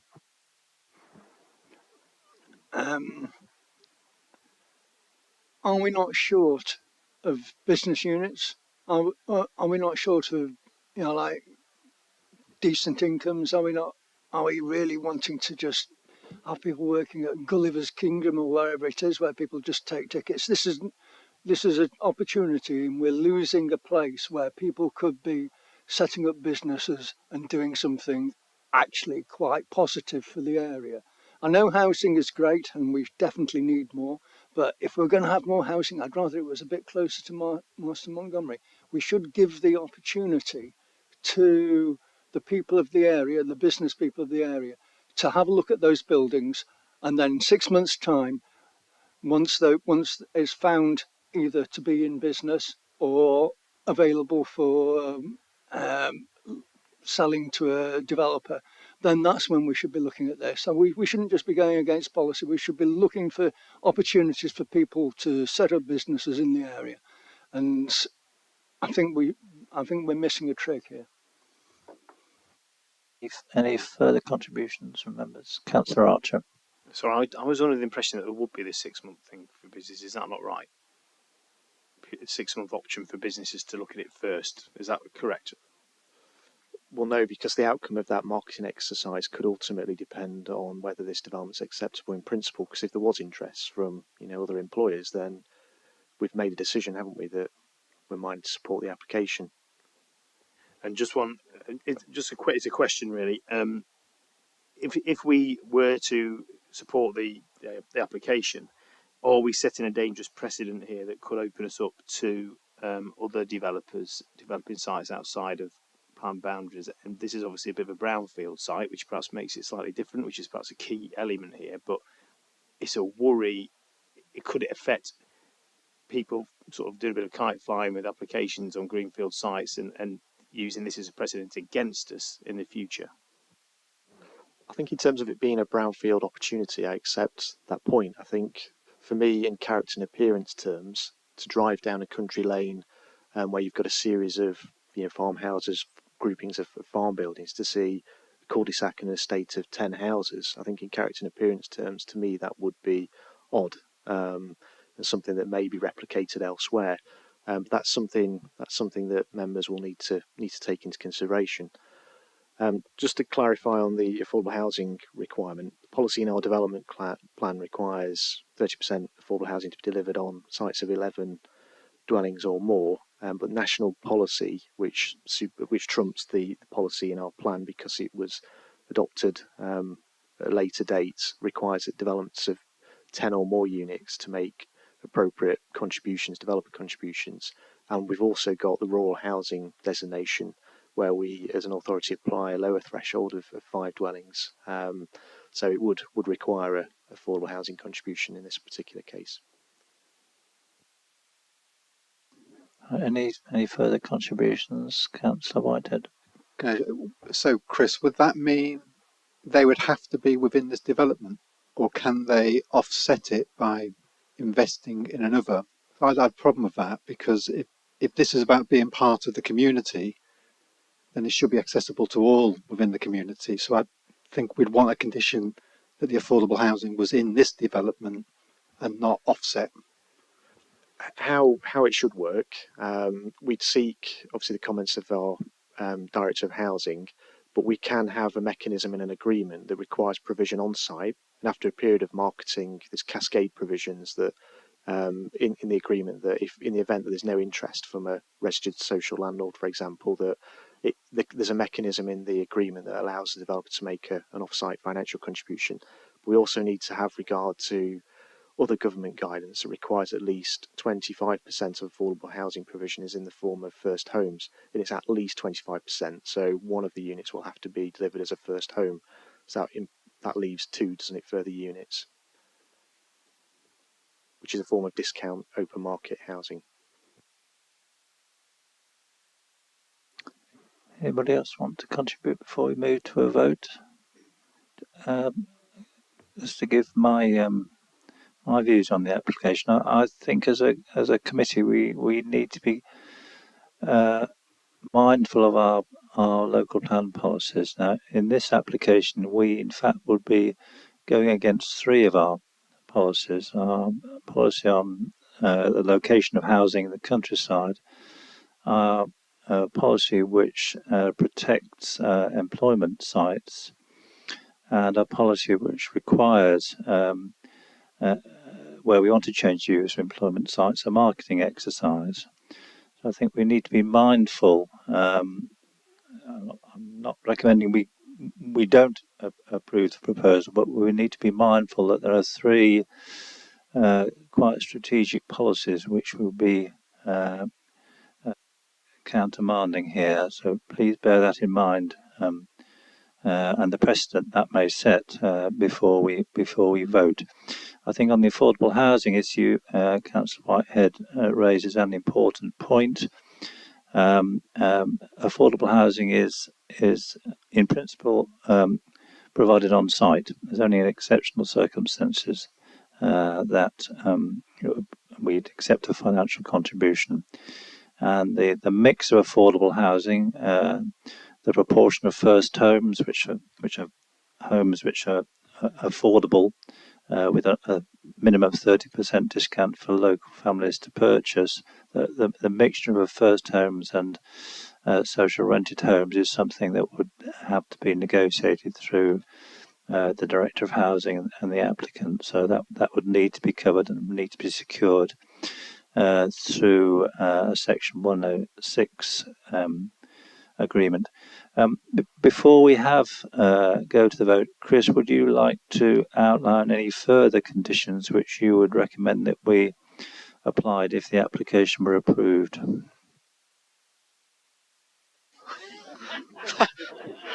Thanks for the notice on that. At the very minimum, we'd want to impose all the conditions that statutory consultees have recommended. So whether they're highway conditions, conditions recommended by Derbyshire Wildlife Trust, lead local flood authority, we need to also consider the implications of their advice and the comments in the late representations. Our reading of what they've presented to us is that they want some further information to rule out infiltration on the site, but we're satisfied that there is an acceptable land drainage scheme that can be achieved on the site. But we need to obviously explore that and make sure that we fulfil the lead local flood authority's requirements, so we meet the drainage hierarchy. Infiltration if possible, if not to a watercourse, and if not to the sewer. So we need delegated authority to resolve that and impose any associated conditions. I think then we need to look at matters of detail. I think the houses generally are relatively well designed. I don't think there's any requirement to amend the designs as such. I've not seen the elevations, but if they include things like chimney stacks, which they do, that's something that we'd welcome. We want to agree materials. We probably just want one brick and one tile, but I think a condition to agree materials would be appropriate. And landscaping scheme for the site. So we'd want to agree tree planting and retention of any existing vegetation if there is any. And a condition, a sustainability statement or condition which requires the applicants consider different forms of microgeneration or other sustainable measures to mitigate the effects and adapt to climate change. You're obviously very agile on your feet, Chris. Thank you for that. Yes, and then we would require a Section 106 agreement to nail down the affordable housing provision, which I think would we broadly agree that would be provided on site in principle. Right, can we move to a vote? We have a recommendation to approve subject to the conditions outlined by our planning officers. All those in favour to approve?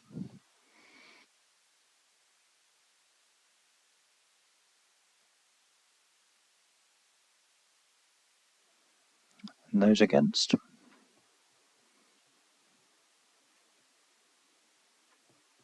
Can we have the result, please?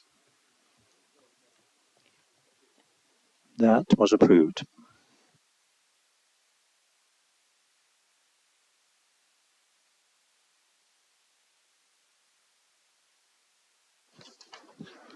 Right, next application is in Ashbourne, north of Cavendish Drive in Ashbourne. This is an application for 36 new dwellings.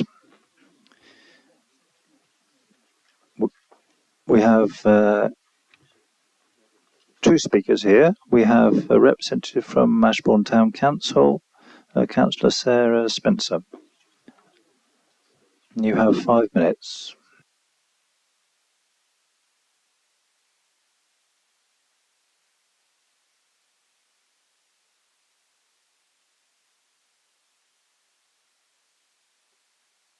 Thank you. Sorry, I'm told you should only have 3. I apologise for that. It's all right. My name's Sandra, not Sarah. I apologise twice then. I won't even take 3 minutes. My speeches don't. I'm here on behalf of the Ashbourne Town Council because we raised an objection at our planning meeting. There's one proposed entrance and exit to the proposed development, which will cause additional traffic issues on the main entrance to and from the housing estates onto Derby Road, particularly at peak times. There's been a huge overdevelopment on the south side of the town in recent years without any compensatory amenities. There is a lack of infrastructure in Ashbourne to support the number of housing developments over the past few years, and here is already pressure on the existing resources. There is a lack of play equipment already in the area, with the existing ones being below standard.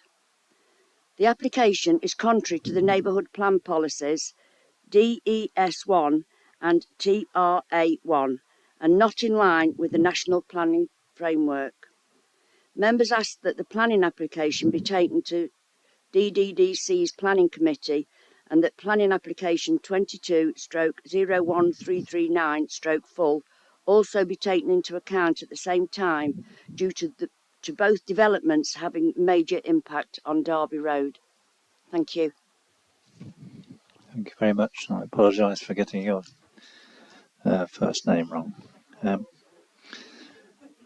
We have to speak in favour of the application, the agent Andrew Stock. You do have 5 minutes.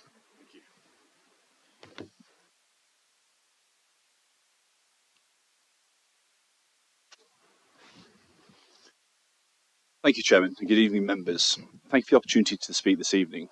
It's been a long process to get to this point, but I'd like to thank the case officer for their efforts in bringing this application to this month's planning committee.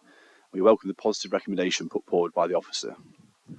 Full planning permission is sought for the erection of 36 high-quality houses on land to the north of Cavendish Road, Ashbourne. The housing mix includes 6 two-bed bungalows, 15 two-bed houses, and 15 three-bed houses. 10 of the proposed 36 houses will be secured as affordable homes on site, including 3 first homes, and an off-site contribution of just over £36,000 will be secured by a Section 106 legal agreement.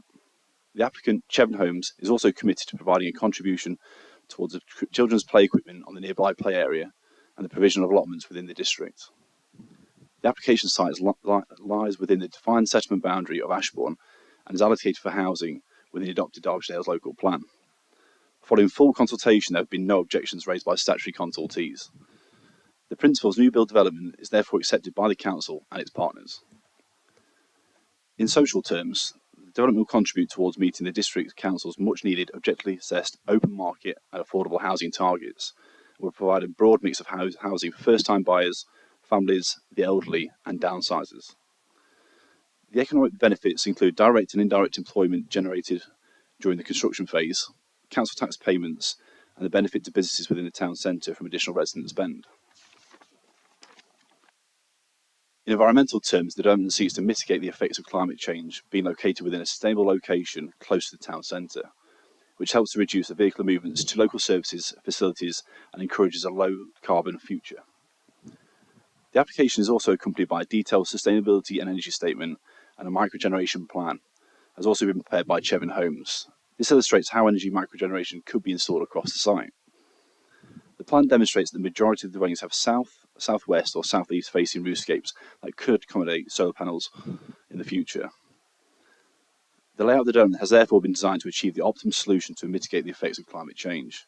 Air source heat pumps can also be accommodated across the dwellings as per the indicative plan, and each dwelling will also have an electric charging point. Chevron Homes are fully committed to securing measures that will mitigate the effects of climate change and welcomes the inclusion of Condition 11 by the case officer, which provides a mechanism to agree specific details with the authority. A similar approach was adopted by and approved by members of this planning committee for a scheme of 18 dwellings as part of the Normanhurst Park development in Darley last year. A 10% biodiversity net gain is also achieved and would provide significant habitat and hedgerow enhancements across the site for a period of at least 30 years. When all the above matters are weighed in balance and it is considered there is a compelling case for granting planning permission, which when assessed against the policies of the local plan, the neighbourhood plan and the MPPF, when taken as a whole, particularly as the district council cannot demonstrate a 5-year supply of deliverable housing sites, planning permission should be granted. In conclusion, it is considered that the proposed zoning constitutes an appropriate and sustainable form of residential development within the district's main market town. I therefore invite you to follow the advice of your officers and approve the application this evening. Thank you very much for listening. Thank you. Now, questions from members. Councillor Archer. Oh yeah. Getting ahead of myself, aren't I? I'll keep it brief. Apologies. That's okay. Members visited the site yesterday, and it was explained to to members by officers that the site is allocated in the plan for 28 dwellings. And this application is an application for 36 dwellings of 2 and 3 bedroomed properties exclusively. The applicant has presented some information to demonstrate that that is an appropriate mix on this site, having regard to market conditions and also having regard to the needs of young families and the elderly. There is provision for bungalows on the site and small starter home properties. The development is on the edge of the settlement, forms part of a continuation of the Cavendish Drive development.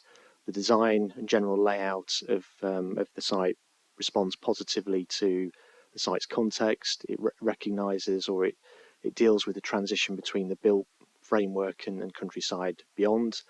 There are proposals as part of this application for biodiversity net gain to be delivered, which will require additional land to the north of the site in order to deliver that net gain. And you'll note from the officer's recommendation that as part of the Section 106 terms that we are looking at a mechanism within that to secure that net gain, and for that to be secured over a period of no less than 30 years. So in the balance, and in a tilted balance in favour of the development, this application meets with policy, and there's no significant and demonstrable reasons why we should be refusing this application in officer's opinion. Happy to take questions. Councillor Archer. Thank you, Chair. First of all, I'd like to say I think Councillor Spencer made some very good points there. It seems a bit odd. There's been a lot of development in this area, a lot of development, which is what Councillor Spencer was referring to, which has created a bit of a rabbit warren in certain places, and traffic issues and parking issues and lack of amenity issues. And it just seems a bit strange, although I can't see any particular planning issue that would mean we should refuse this. It's a bit of a concern when we've got hundreds of houses potentially about to be built on the airfield, and we're looking at getting a master plan in place for that to try and make sure we address this issue with facilities and making sure that the town is developed along with the houses. This one just seems a bit strange to be just lobbing this one in here just before this big master plan comes along for the whole area. Is there any way we can tie in this to the master plan when it comes along for the other phases of the airfield development? Is one question, and my other one which I wrote down somewhere. The other one relates to the play area in the S106. It's been an ongoing battle, if I'm honest, with the council and the previous developers about that play area. It's been left in a terrible state. The equipment is completely and utterly unacceptable condition. It is not maintained properly. And would it be possible for us, if we do approve this, to put in a firm and clear condition of who has got the legal responsibility to spend that S106 money, upgrade that equipment, and commit to the long-term maintenance of that play area? Okay, just addressing the first question first. I think there's a difference here in terms of placemaking or responding to place, which is what I'd liken this application to. This amount of development, we're dealing with the development of 36 dwellings in a heavily populated and built out part of Ashbourne, whereas the airfield is a significant urban extension of Ashbourne, which will have its own identity, and the scale of development is such that we are in effect place making there. I think there's a subtle difference between place making and responding to place, and I think in this particular instance the layout and the design of the houses is somewhat dictated by what's happened around it. We think that this development is an actual enhancement of some of the existing developments, and will deal with the transition between built developments and countryside well. It delivers all the things that our policy requires in terms of having an appropriate road layout, delivering biodiversity net gain at 10%, which is more than the current requirements in the MPPF, which is just for a measurable net gain to be delivered, and it's ahead of the mandatory requirement, which will come into force later this year. They're all things that weigh in favour of the development. I think, considered in its merit, on its merits and in the context of responding to place, we think it's a successful development, one that meets policy requirements. The second question is a difficult question for me to answer. I am aware of the history of the playing field and the park that was delivered on the land just to the south of the plan that's on the presentation before members. That playing facility was delivered on the back of a joint venture between what were Miller Homes then and I think it was Nottingham Community Housing. And at the time of assessment of that application, many years ago now, at a time where we did take on maintenance of open space, there was discussion with the relevant officer at the council, an agreement in principle that's subject to payment of a commuted sum that the authority would take on the maintenance of that open space. For whatever reason, that commuted sum was never paid. The developers just have managed the land up until this point. Whether they're managing it effectively and to a good standard is another question. But it's something that, as an authority, we're looking at in terms of whether we honour that historic commitment to take on the maintenance of that land. And my opinion is it would have to be subject to the terms of that transfer and a commuted sum being paid. But that's a decision that I can't make. It's a corporate decision in terms of whether we take on management and maintenance of that space. But in terms of this application, what it will do is it will provide a sum of money towards upgrading the play equipment on that existing facility. So if we were successful and if the council did take on maintenance, then we'd have a pot of money that we could use to upgrade, improve the play equipment on that park and deliver improved community facilities on the back of this development. Thank you, Councillor Dobbs. Thank you, Chair. Picking up on appropriate road layout, if I could include pavements in that. At the site visit, I did mention the point that the pavement on the same side as the development, as you leads on the way to town, actually, was not shown as a 2-metre pavement. In fact, it fizzled out to barely half a metre, and you were going to, or somebody was going to, Adam was going to check what the actual situation was. Do you have a update on that?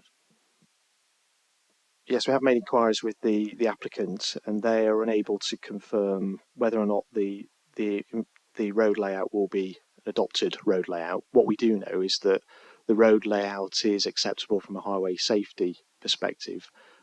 So in terms of pedestrian and car safety, the layout is acceptable.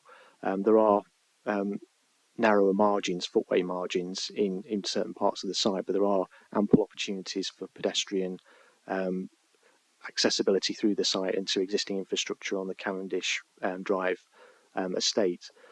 So we are happy that it's an acceptable road layout. We've got no objections from the local highway authority, and they are currently reviewing their design guidance, which looks at standards that have to be met for roads and highway infrastructure to be adopted, because they recognise that in certain instances where you've got rural environments, that a road layout that proposes a certain width of pedestrian footway either side of an overly engineered road can actually have a negative impact in character and appearance terms. So it's about getting that balance right, thinking about, well, where are we here? We're on the transition between built development and the countryside. The road layout to some degree reflects that, and there's appropriate provision for pedestrian and vehicle movements through the site. If I can, Chair, follow up with just a related point. This would mean that somebody on foot with a pushchair leaving this development would have to cross this little service road, obviously not that busy, but it's a road, cross onto the pavement the other side, and then the other side of the traffic calming chicane, have to cross back, walk down to the main road, Derby Road, and if they're on the way to the nearest school, they would have to cross back again. You do have a formulated question. Sorry, please. is that regarded as being good road layout practice? It's acceptable to the highway authority in highway safety terms, but I understand what you're saying, and I think it's a balance, isn't it, between an acceptable highway layout and responding positively to character and appearance of an area. It's getting that balance right sometimes, but you can start to come to a judgment on that. But in officer's opinion, we're happy with both the impact on character and appearance, and also that the development's acceptable from a highway safety perspective. Councillor Wakeman. Yeah, through you, Chair. I don't know if it's possible. Is it possible that the play equipment can be done before the building starts? Well, the triggers for the commuted sum, because we're accepting a commuted sum in this instance. So what would normally happen, because of the amount involved, it's not a significant amount of money, we'd require, prior to the first occupation of a dwelling on site, that money's paid. So that then sits in a pot of money that we can spend on improving existing infrastructure in that area. When we have a period of time to spend that contribution, it's anywhere between 5 and 10 years to spend that money. Councillor Whitehead. I'll withdraw my question because I think Chris has already covered it from the highways perspective. Councillor Hughes. Thank you, Chair. I was interested in your reply to about the pavement, to Councillor Dobbs about the pavement. It seems to set a very low bar. Can we condition that the pavement is expanded to so that it's the same sort of pavement as in front of the houses to the left and right of the opening and on the site as well, so that you can push a pushchair along the north side of the road, and you can let your children off the lead so that they can run down the road in front of you, so they don't have to cross the road and endanger themselves. I think, we're interested in communities. Children are central to communities. I appreciate that the site itself will provide a safe space for children, but I don't think the pavements coming off do. So can we condition wider footpaths along there? I think we can certainly advise that the applicant considers wider footpaths. Can we do more than advise? For me, you're empowered to do that in your capacity as a member making decisions on planning applications, but I don't think it's a reasonable condition in my opinion, given that we're happy that the layout is acceptable from a highway safety perspective. But you could come to a different conclusion on that. So cars, safe for cars, dangerous for people. Thank you very much, Chris. Chair, I think Councillor Hughes raises a very important point, because what about people like my youngest daughter who's wheelchair dependent? Must formulate a question, please. What was your question? Well, the question is, if I was to be living on that estate, my daughter's dependent on a wheelchair, it's not going to be wide enough.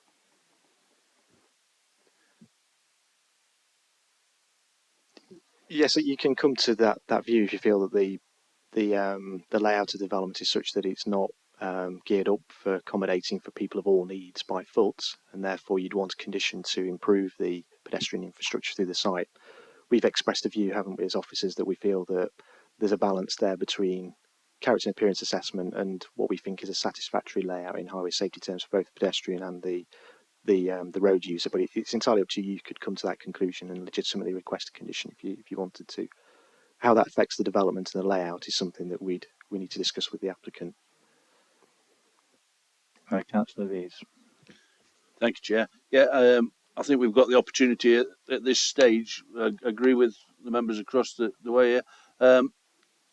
We've got within the boundary, we've got the facility to get these pavements. So I'd like a condition put in that we do insist that we do have these pavements, because it is going to be dangerous. People are going to be, I've seen them, they bomb around that corner, and Sure, it would be dangerous. This has to be a question as well. It is a question. I'd like the pavement to be within the boundary.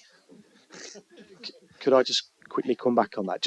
I'm quite happy to accept a condition, but I just want to be clear on exactly what it is that we're asking the developer to do, just so we can express that appropriately in a condition.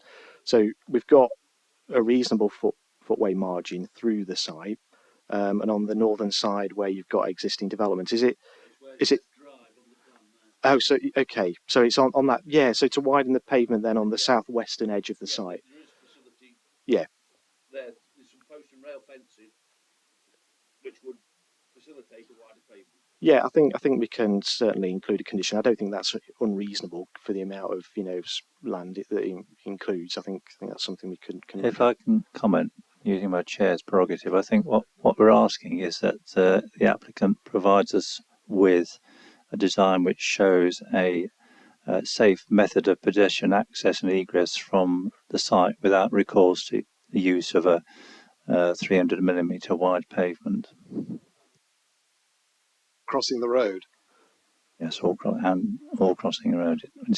They need to show us there's a safe means of getting in and out of the site as a pedestrian without recourse to a non-pavement or crossing a road. Or to walk towards the sports court and recreation ground as well. So the footpath has to be widened in both directions from the entrance.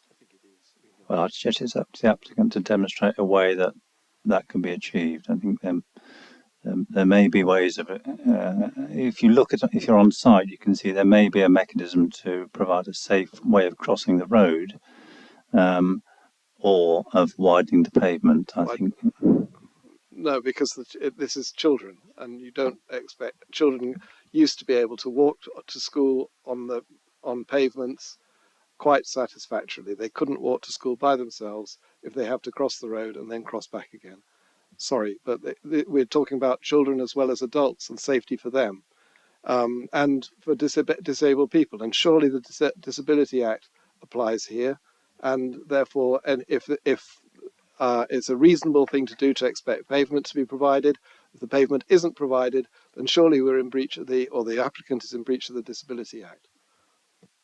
Yeah, okay, we'll cover that in debate. I have to say, I think we're unfortunately governed to some extent by a previous planning decision to approve the design of the estate to the south, which was lacking in this respect. So we've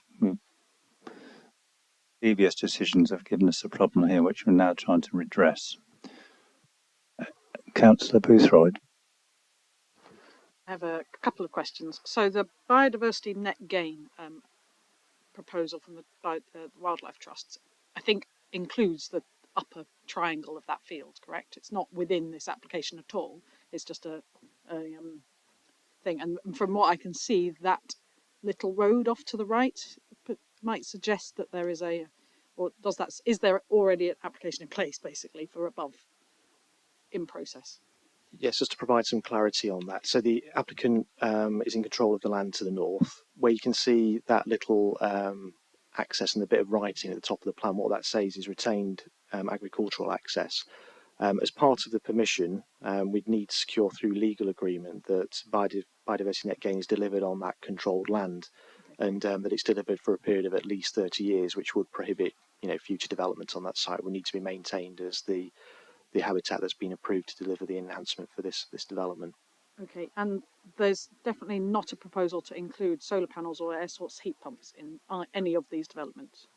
No, the applicant has committed to looking at this, and they've presented a strategy to us, but they've allowed us to impose a condition so that we can agree what's possible through condition, and we'll be encouraging that they deliver as much as possible through discharge of that condition, whether it's microgeneration or other forms of sustainable construction methods. Yeah, just to be clear, this very much says that it's on the future residents to do that. And within here, it says the future residents have the option to put solar panels on, but that's an expensive thing to do once the house is built. Yeah, as part of discharging conditions and meeting even building regulation requirements, we want to look at specifically what they were doing, and we'd have that control through discharging the condition. Okay, my final question is about pedestrian access. So, from what I can tell, all of these houses in the middle have the only pedestrian access is following the road out of the development site. There isn't footpath access directly to the current roads that would essentially, what I'm looking at is not highway safety, but what's the preferred method for people who live in those central houses. And it's currently to follow the road. Can we not integrate a shortcut to the current pavements so that it's not kind of going away and coming back again? Because pedestrians are using their own engine, and it's trying to create methods.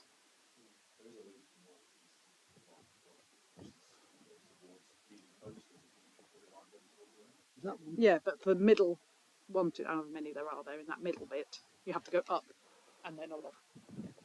Members could encourage that, or include a condition that looks at ways of improving connectivity, from the site to the town. We could explore, whether there's other opportunities for links to be made, to the south. There is 2 current links to the existing highway infrastructure to provide routes to the town centre, but there might be opportunities to improve that. Councillor Butthall. Thank you. I've got lots. 3, please. Briefly. Right, the ones in the middle with the red spot, they're the affordable homes.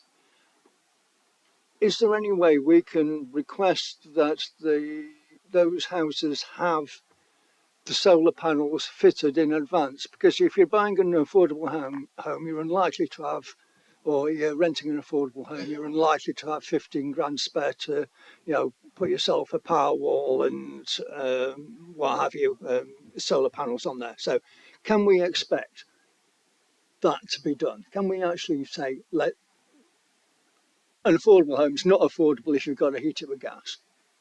It's certainly something that we'll be encouraging as an authority where we're delivering affordable homes. It's something that we are committing money to. Think of the Dove Service Station site where that achieves very high level of thermal efficiency and it incorporates microgeneration into the design of the houses. So it's something that registered social landlords and us and the authority are looking at very closely, and certainly something we'll encourage through discharging the condition which agrees suitable measures for the entire development. Could we ask, sorry, I didn't mean to be quite so close, could we actually give them some money towards it? Is that something that we can do to make it possible for those people who are living in those affordable homes to afford their bills?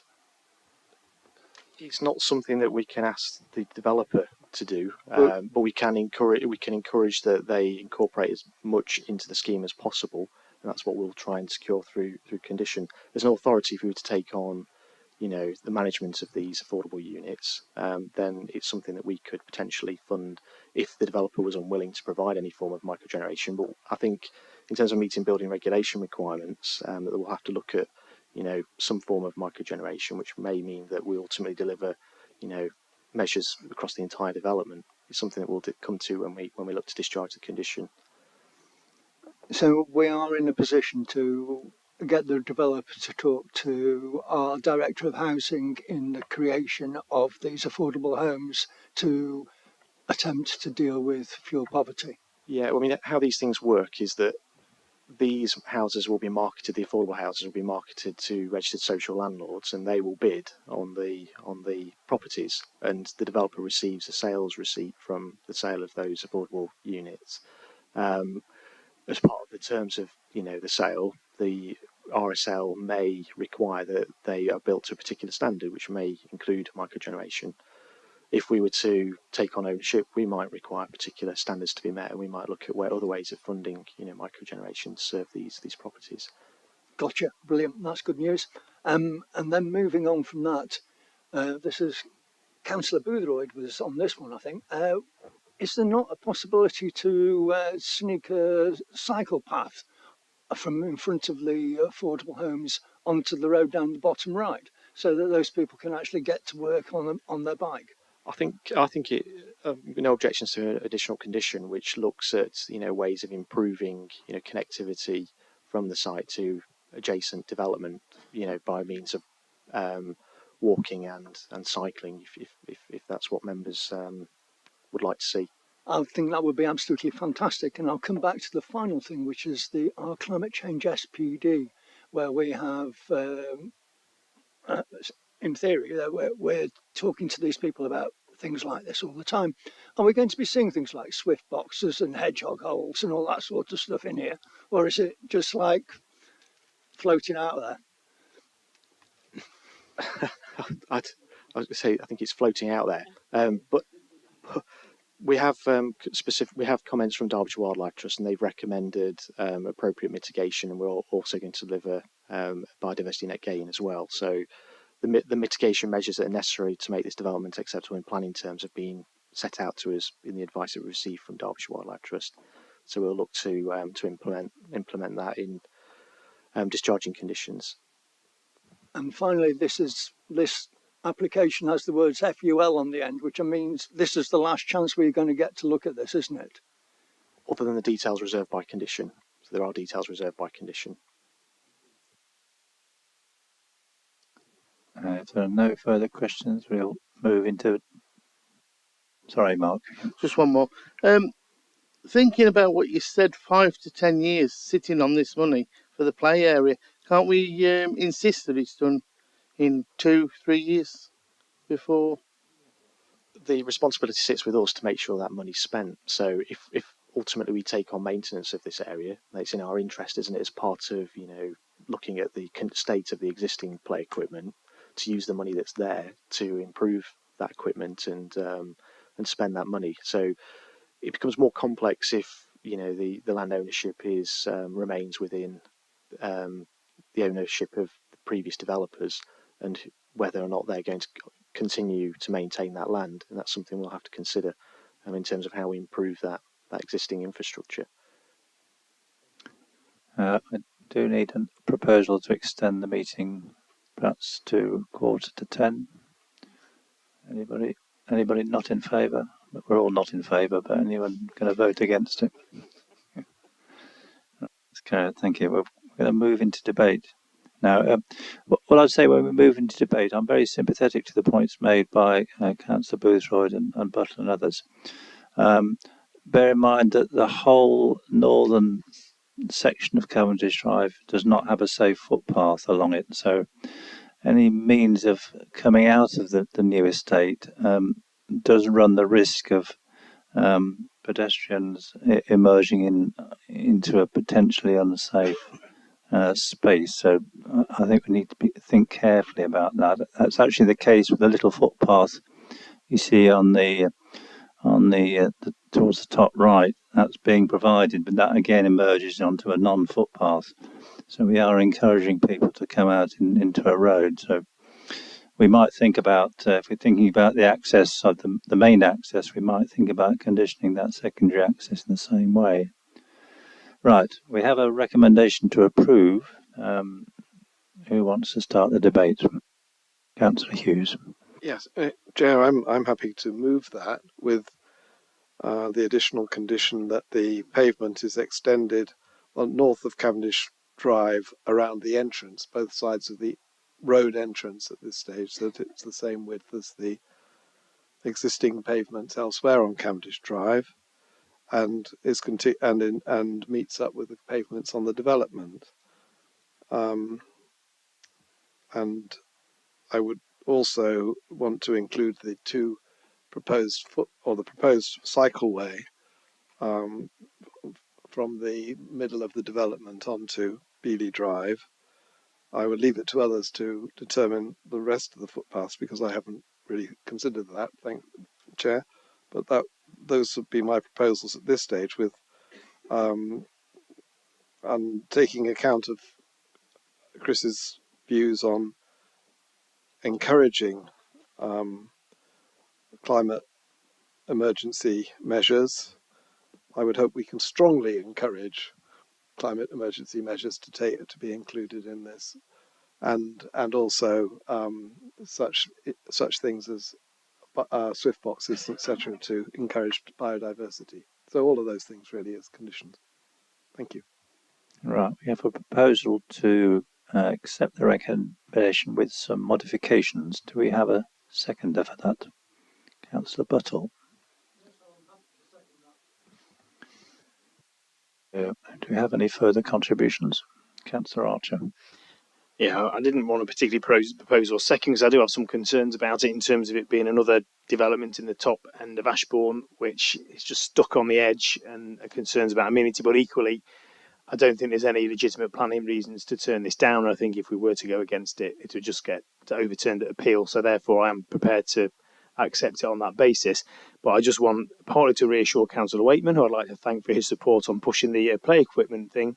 I'm all over this like a rash. It is doing my head in. I will make sure that this play equipment and this play area is sorted for this community, because they have waited far too long for it. And so, yeah, that is over my dead body. That won't happen. Okay. sure that won't arise. Councillor Lees. Yeah, thanks, Chair. Yeah, I'm just a bit concerned about the footpath. It is going to be a footpath onto where it comes out onto Beeley Close, but Beeley Close again is a cul-de-sac, so it's probably not the right way for the cyclists to come because they're going to be coming onto the narrow roadway further round, creating more of a distance to travel. So I think we ought to try and do more with the pavement area as it goes into the site. Thank you. Councillor Dobbs. Yes, to pick up on Councillor Buttle's point, actually, the quickest way of escape from here is to the left. So you've got no real advantage by having more holes in the hedge, and it is quite a nice hedge, actually. True. My point is that if you look at the aerial view of this estate, almost 50–60% of existing owners have solar PV. And yet, here we are agreeing to a development of new buildings where we're not insisting on it. I cannot see the logic. I can understand what you're saying, but why on earth don't we have the powers to insist?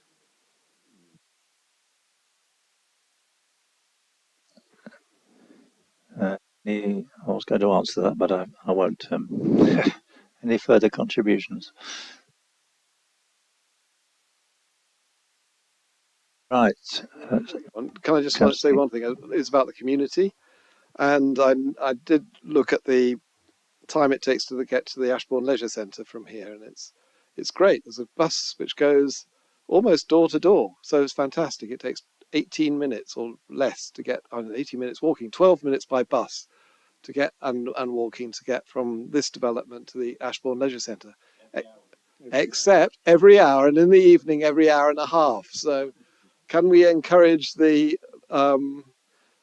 Transport Authority, who happens to be Derbyshire County Council, to try and get more buses going up to this development and encouraging its sustainability as a community? Thank you very much. Thank you. I am going to support the application. I think in the autumn we hope to have some training for this committee on what is it that makes beautiful places. What are the characteristics that we look for when we assess planning applications? I have to say, in my eyes, this, if you want an example of an area which is road and car dominated, this would be pretty high up the list, but that's by the by. All those in favour of the recommendation, please show. That is unanimous. That is carried. That is approved. I do apologise, Councillor Boothroyd. I haven't got my glasses on. Sorry. All those against?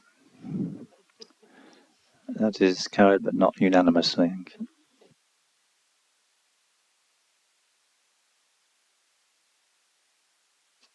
Right, we'll move on to our final two applications of the evening.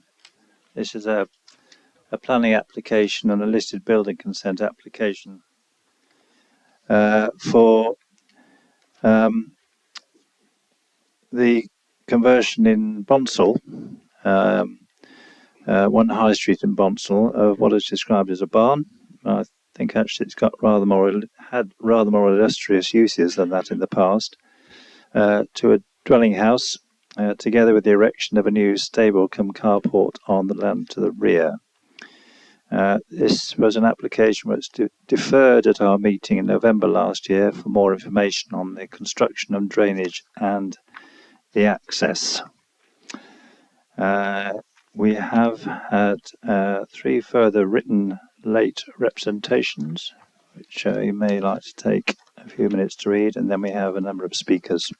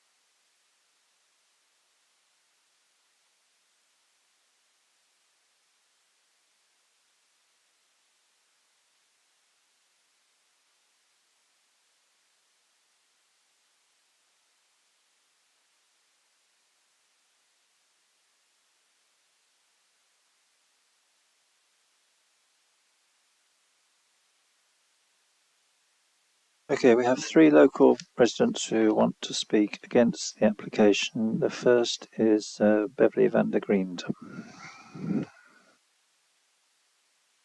And you have 3 minutes. Thank you. Hello, everyone. My husband and I own Penny Cottage at the top of the grass track, which some of you may have visited yesterday.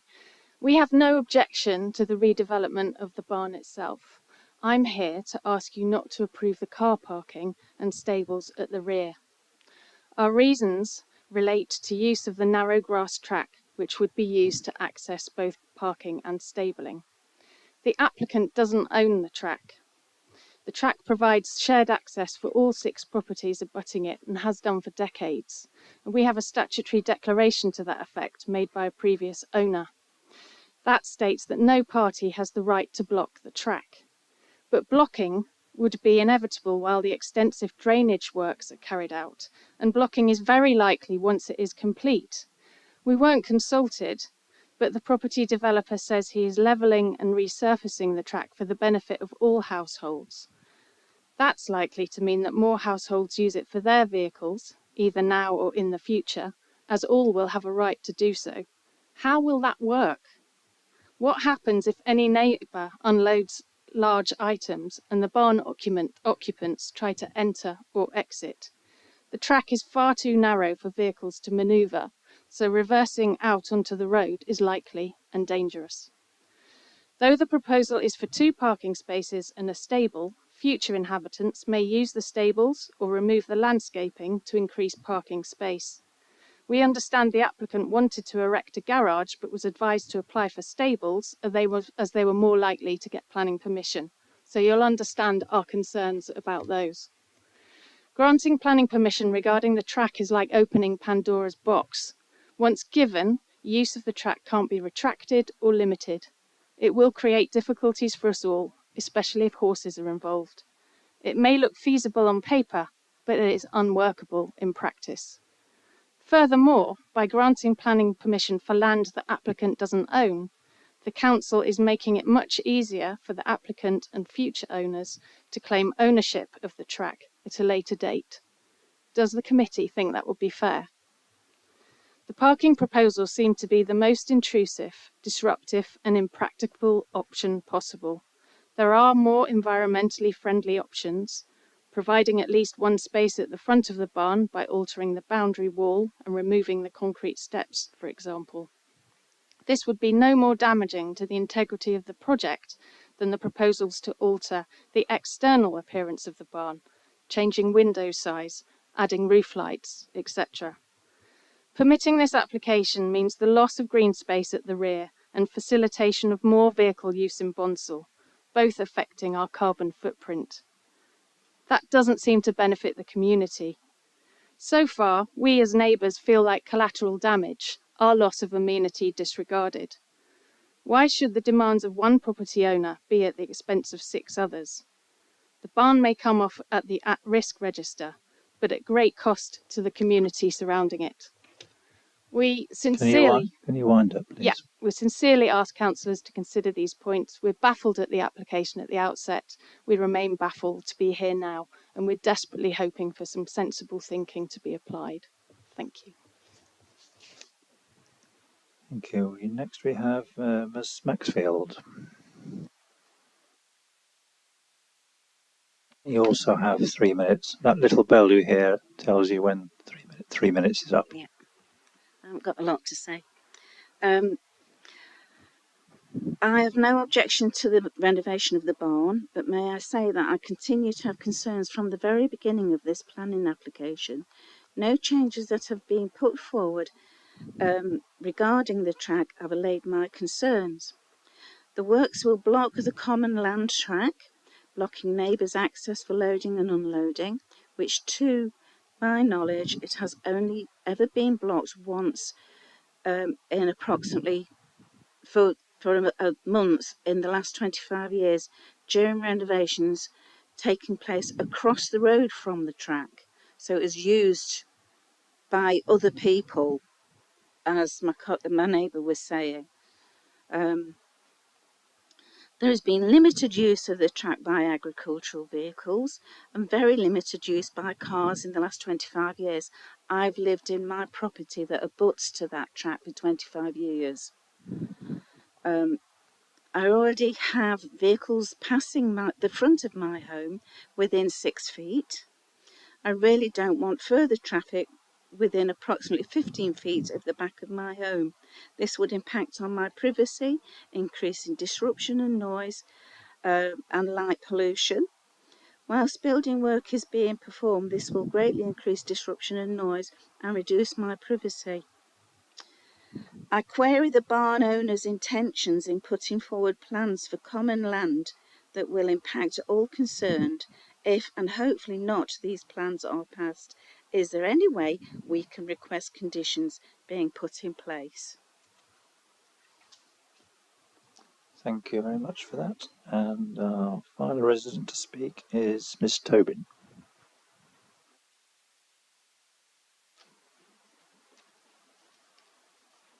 Yes, I reiterate much of what the first two speakers said. I live at 95 Yeoman Street. My garden accesses onto the lane, which at present is a grassy lane which one can walk up and take access to the footpath that goes up the Limestone Way. This development irrevocably changes the nature of that lane and changes the nature of the house and changes the nature of the outlook from our house at the back garden. I think one of the interesting things for me has been the way in which the developers have tried to make this more amenable. They have suggested to us at 95 Yeoman Street that they erect a trellis which would be 3 feet above our wall. And we could choose, they say nicely, the flowers that we would like to have on that trellis, but once the trellis is erected, it would be our responsibility to maintain the trellis.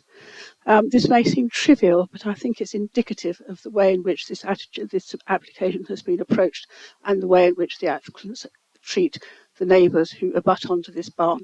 It's a fundamental thing, like my colleagues.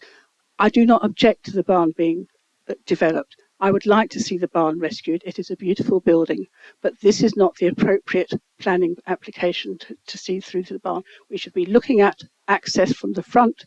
We should be looking at parking at the front, which is not unfeasible. There's room there with the steps and garden in front of the front. The way in which this is being developed is the motor port at the top of the lane and the use of traffic at that lane, which would absolutely transform the nature of our housing. That is the issue with this. It's not the idea of developing the barn. Thank you. Thank you very much for that. We now have the applicant, Ms. Palfreyman, to speak in favour of the application, presumably. You have 5 minutes. Hi, good evening. Thank you. Yes, I am the agent acting on behalf of our client, Mark Whitfield. And since the previous committee meeting deferral, we've listened to the neighbours' comments and discussed with the lead local flood authority about the potential impact of the proposed design on the local infrastructure. We've also performed vehicle tracking on the access and driveway and made the following amendments. We've reduced the area of parking to the rear to address neighbour concerns of additional cars and increase in car traffic. This has also allowed us to create some more screening along the driveway boundary, trying to alleviate the concerns of being overlooked from the neighbours. We have also noted the concerns of the trellis from the neighbours, which was proposed to address neighbours' concerns of being overlooked from existing windows in the property. We are happy to remove this. The drainage design has been tested and investigated by the lead local flood authority, and they have no objections. And in their own words, they can conclude that if the site is developed in accordance with the submitted plans, then it should function as proposed. The lightweight timber carport, stables and back loft is replacing an existing building. To mitigate the impact of this building, the proposal seeks to integrate some of the increased size of the building into the terrain. The timber cladding will be stained and naturally weathered to replicate the tonal colours of the conservation area. We'd like to reiterate that the applicant does not claim ownership of the access track, and they will look to seek all necessary approvals for any proposed works to it. It is an existing track and has been inspected by the highways, who have no objections for the use as access to the rear of the property. We have noted concerns of the original materials proposed for the track and investigated if any existing materials remain. They do not. And we propose to keep the track as grass and incorporate 2 compacted limestone strips for the ease of vehicles that use this track. This is also thought to be more in keeping with the rural surroundings. We believe that the majority of people associated with 1 High Street, Bonsall, would like to see this building saved and brought back to life. The refurbishment of this building at risk will generate parking, and the use of the owner's land at the rear represents an opportunity to prevent more parking in a heavily congested village. Thank you. Thank you for that. Adam or Chris, are you going to introduce the item? Yes, Adam left some time ago now, so it's just me left. So, yes, thank you, Chair. Members will recall this item was considered at committee last year, in November last year, and was deferred during the debate by Councillor Purdy at the time to allow flood risk assessment to be carried out and for clarification to be provided on parking at the top of the shared access, which is an unadopted lane at the rear of the property, and also for the surface material to be used for the track. And that was seconded by Councillor Burfoot. The last speaker has just explained the additional work that's been done and the information that's been presented to the local authority. Members visited the site yesterday just to refresh themselves of the application site and the impact on the environment, and also to give new members opportunity to consider the impacts of the development. The building is an important building in the history of the village. It's a Grade 2 listed building on the risk register. As Councillor O'Brien alluded to at the beginning of this item, it has an interesting history, used as an agricultural building at some part in its lifetime, and some evidence that it may have been lead merchants' cottages in the distant past. So it has a history. It's an important heritage asset within the context of the existing village. This application seeks to reuse the building for use as a single dwelling house. The applicant has, in recognition that the ownership of the access is unknown, they've served Certificate D on the application to try and establish, well, who does own the land, put a notice in the local paper to obtain that information. You can see on the plan in front of members that they own land to the west beyond the access track and will clearly have a right of access to that agricultural land, and it's likely that existing residents of the houses that are situated off the lane will also have rights of access. As a local planning authority, we're satisfied that the development would be served by an appropriate access, which will provide the applicant with the facility to park and to manoeuvre vehicles to service the proposed development. Rights of access and obstruction of other persons' rights of access isn't necessarily a planning matter, it's a civil matter between all those affected by that scenario, and it's something that the residents will have to discuss with the developer if this application is ultimately approved. But no one's right of access should be prejudiced by the development, but it's not something that we can arbitrate on as a local planning authority. In terms of the additional information that's been presented, we have had a detailed land drainage strategy, and we have a detailed proposal to deal with that, which includes some storage on site, some attenuation storage, which again considers a 1 in 100 rainfall event, includes capacity for climate change, and it also considers brownfield runoff rates from the site. So that should offer some betterment with outfall to the existing open culvert at the front of the site, but at controlled levels. The surface at the moment, you'll note that it's just laid to grass currently. The proposal is for an impermeable surface and also to have sustainable urban drainage system built into the development. So it should offer betterment in that respect. As officers, we're happy with the development in terms of the impact on the heritage asset and the environment. We accept that the new use brings with it a different impact on neighbours. The position of windows relative to those neighbouring properties is such that we don't consider there'll be any significant loss of amenity in planning terms to justify refusal. There will be comings and goings from the site, but at the level anticipated to serve 1 dwelling house, it's not considered that will result in undue disturbance to the occupants of those existing properties. You'll note there's a series of conditions. One condition seeks to agree details of surface treatment along the access track. and obviously that will need to be agreed in conjunction with any authority that the applicant has to make any changes to that access in terms of land ownership. So it crosses over into both planning and civil matters. Happy to take questions at this stage. Right, we're open to questions. Councillor Burfoot, you were first. A straightforward, thank you, Chair. A straightforward question, I think. Am I correct, Chris, that there are 6 properties, excluding this development site, that have right of access to this lane? But I'm not really clear for what purpose they have a right of access. What is it access to and for? I'm sorry to say back up. No. Sorry. I can't answer that question with any certainty. All I know is that you can see from the Ordnance Survey extract there that there are a series of properties to the south and perhaps properties to the north that may have right of access over the land. What those rights involve is not a matter that we can consider or arbitrate on. All we can be satisfied with is that the development would be served by appropriate means of access to serve the development. The applicants indicated they have a right of access to clearly control land to the west, which would be accessed from the main road through the development site, and that is an acceptable arrangement in planning terms. We can't arbitrate or get involved in civil matters and rights of ownership. Clearly, anyone living there for a period of time and using the access continuously will have developed prescribed rights over a period of time. What they are, I wouldn't be able to answer that question. Thank you. I'm sorry, residents. I'm not able to allow you to contribute further to the debate.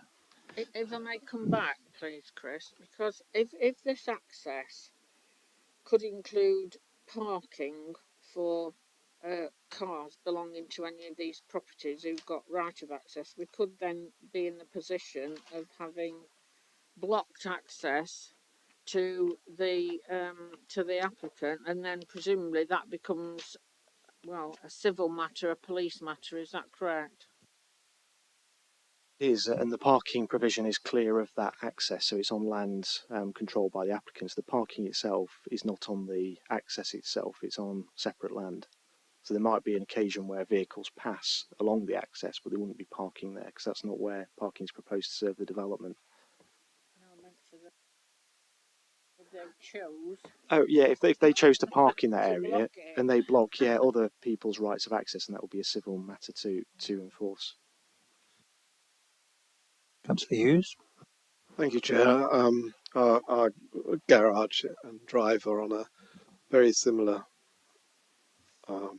narrow lane with multiple houses at the bottom, with multiple people having access and able to move their cars along the lane with no possibility of passing, and people having to reverse out if they get stuck on the lane onto a road which is quite busy and difficult to see. So I think it's very. I've got experiences. Is this a convoluted question? Yeah, it is. The question is about amenity, and the speakers have suggested that their amenity is going to be lost by the improvement of the track, yet they have access to this track, and my feeling is that the improvement to the surface of the track improves that amenity, and public amenity is a planning consideration. So is on balance an improvement in amenity or damage to amenity by improving the track? I think in residential amenity terms, at the moment, there's no surface treatment to the track. So, for example, if you introduce limestone chippings, then there could be more noise associated with vehicles crossing over that type of surface. We feel as officers that the frequency of usage and that type of material is such that it's unlikely to result in unacceptable residential amenity impacts, but it's a matter of judgment in planning terms. But they also have access and use of that track, so wouldn't they have easier use with a better surface?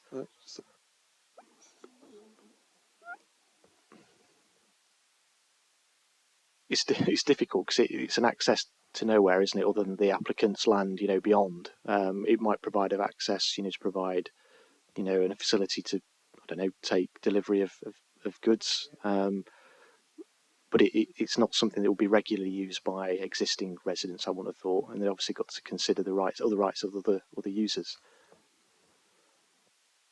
Councillor Button. I've heard people mention the Limestone Way a couple of times while we've been discussing this, and I don't see a dotted line on that map. Is the Limestone Way actually running up that track or not?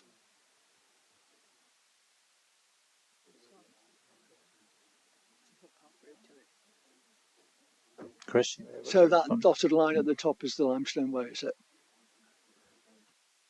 It's a private right of access to the field beyond.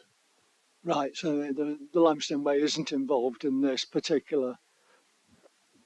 I'm not sure what you mean by Limestone Way. Do you mean in terms of limestone surface? Public path. Oh, right, okay, no. No, it's not. I was expecting something from the Footpath Society. It wasn't there, but people mentioned it.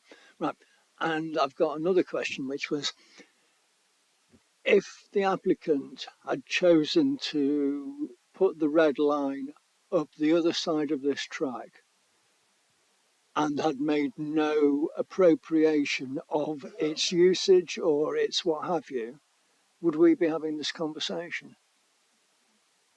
In applying for planning permission, you have to identify all the land that's required to serve the development. So you wouldn't have sufficient land to be able to access the parking area, for example, if you didn't include the access. So what they've done is they own some of the land, but they've served certificate deeds to state that they have made efforts to try and obtain details of the landowner in respect of the access, but haven't been successful. So the ownership of the access itself is unknown, but clearly the use of that building and the access to land beyond is such that there's likely to have been a right of access through that site to serve the building, and perhaps the same applies to existing residents to the south. So by giving planning permission, we are giving them access to that track and they are gaining rights to use it. What we're saying is, in planning terms, we accept that access is suitable to serve the development. It doesn't give them any rights, land usage rights. That would be a matter that's a civil matter, not a planning matter. I don't understand why we need to have it in the red line then. Because they need to demonstrate that the access and the parking area can be serviced.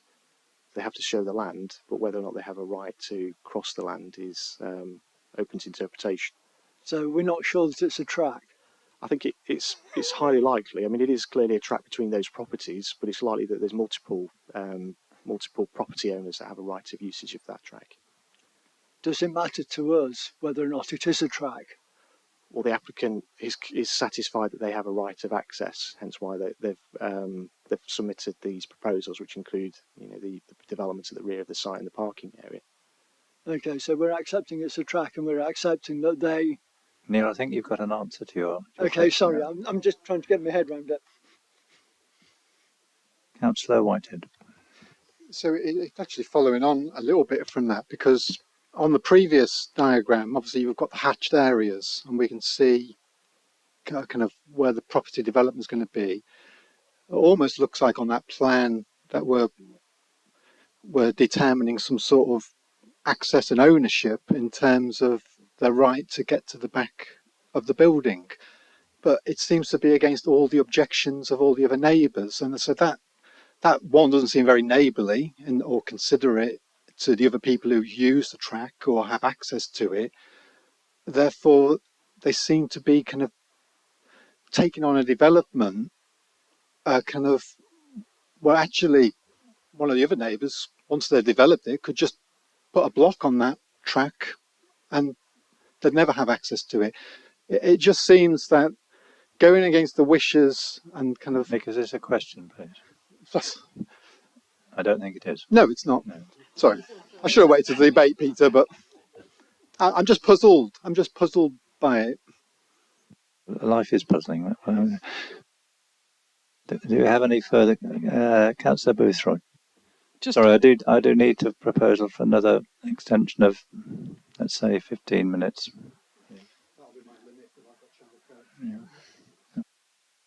All those in favour? Thank you. So just checking, it's a permission for parking for 4. Is that assuming that there's some sort of access for picking up or dropping off these horses? The stables seems to be a bit of to me, I worry that it's a hidden way of later on applying for a garage. And I can't work out why they put stables in this location.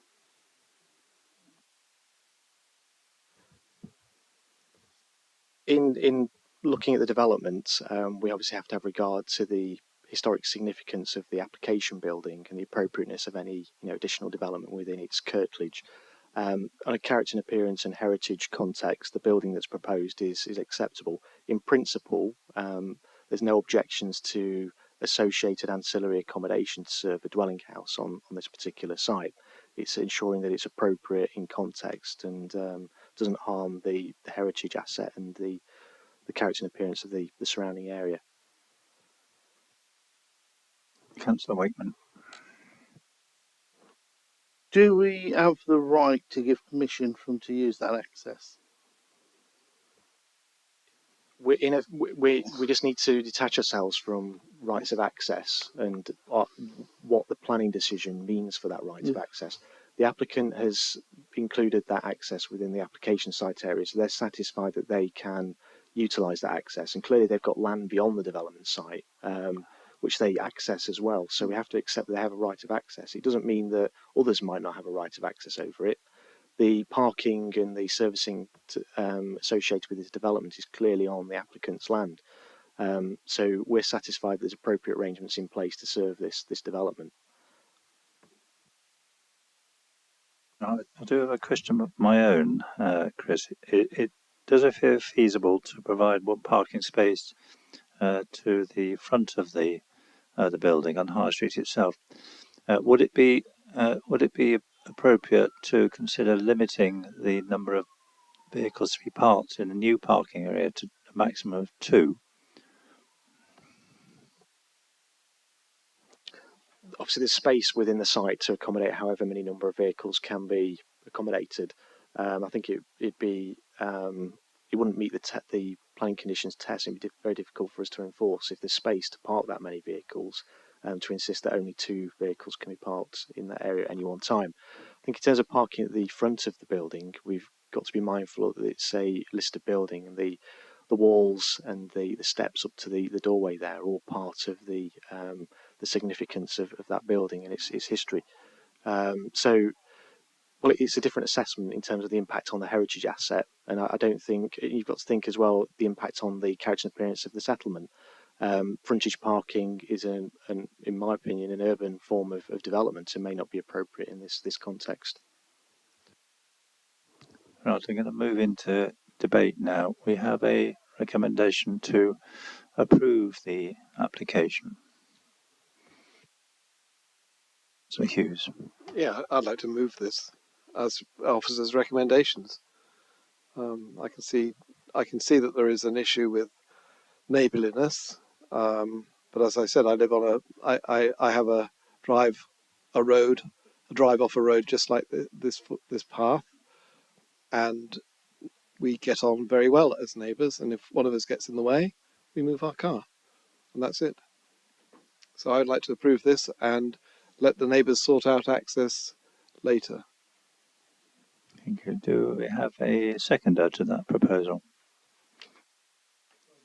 Councillor Wakeman, thank you. Do you wish to say anything? Any further contributions?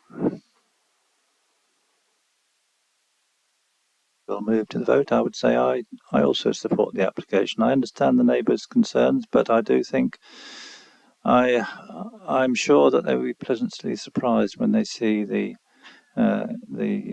completed development. I think it will, in fact,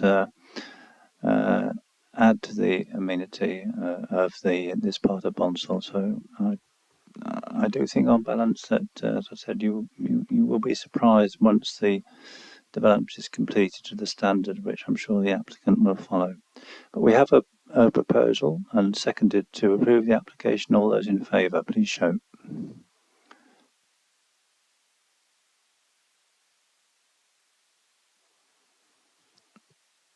We have those against.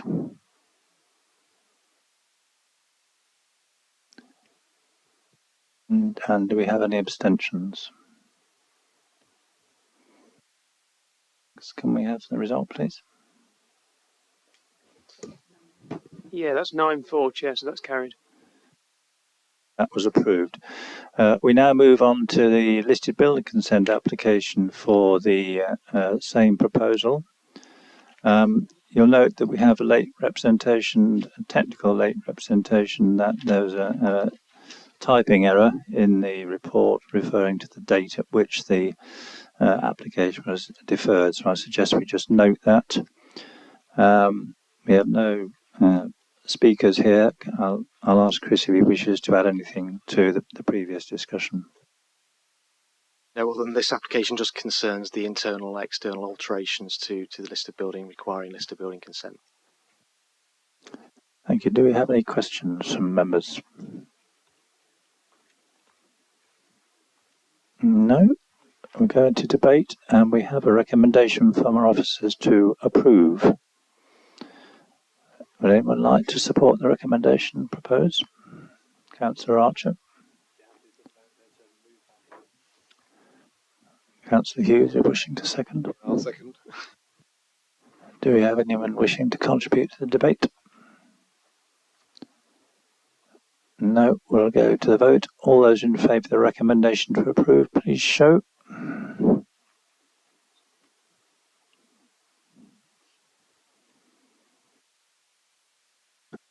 Those against? And those who are abstaining.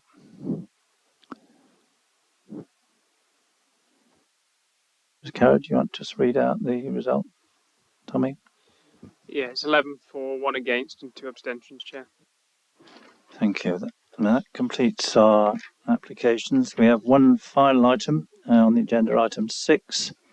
This is to note and receive the progress report on planning appeals.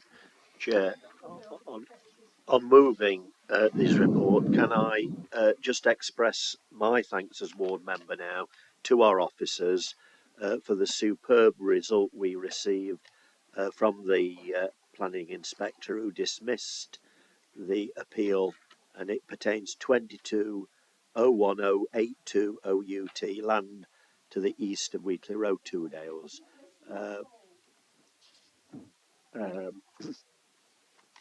The support of the officers with this particular application was much appreciated. Thank you, David. Do we have anyone to second the proposal? Thank you, Stuart. I would echo David's thoughts there, and it is useful. I'd encourage everyone to read the reports from the planning inspectorate on appeal decisions. They are helpful to this committee when we debate some of the difficult planning applications we have here. Now, all those in favour of noting and receiving the report? Anyone not in favour? That's good to see. Anyone abstaining? That concludes our business this evening. Thank you for your patience and good humour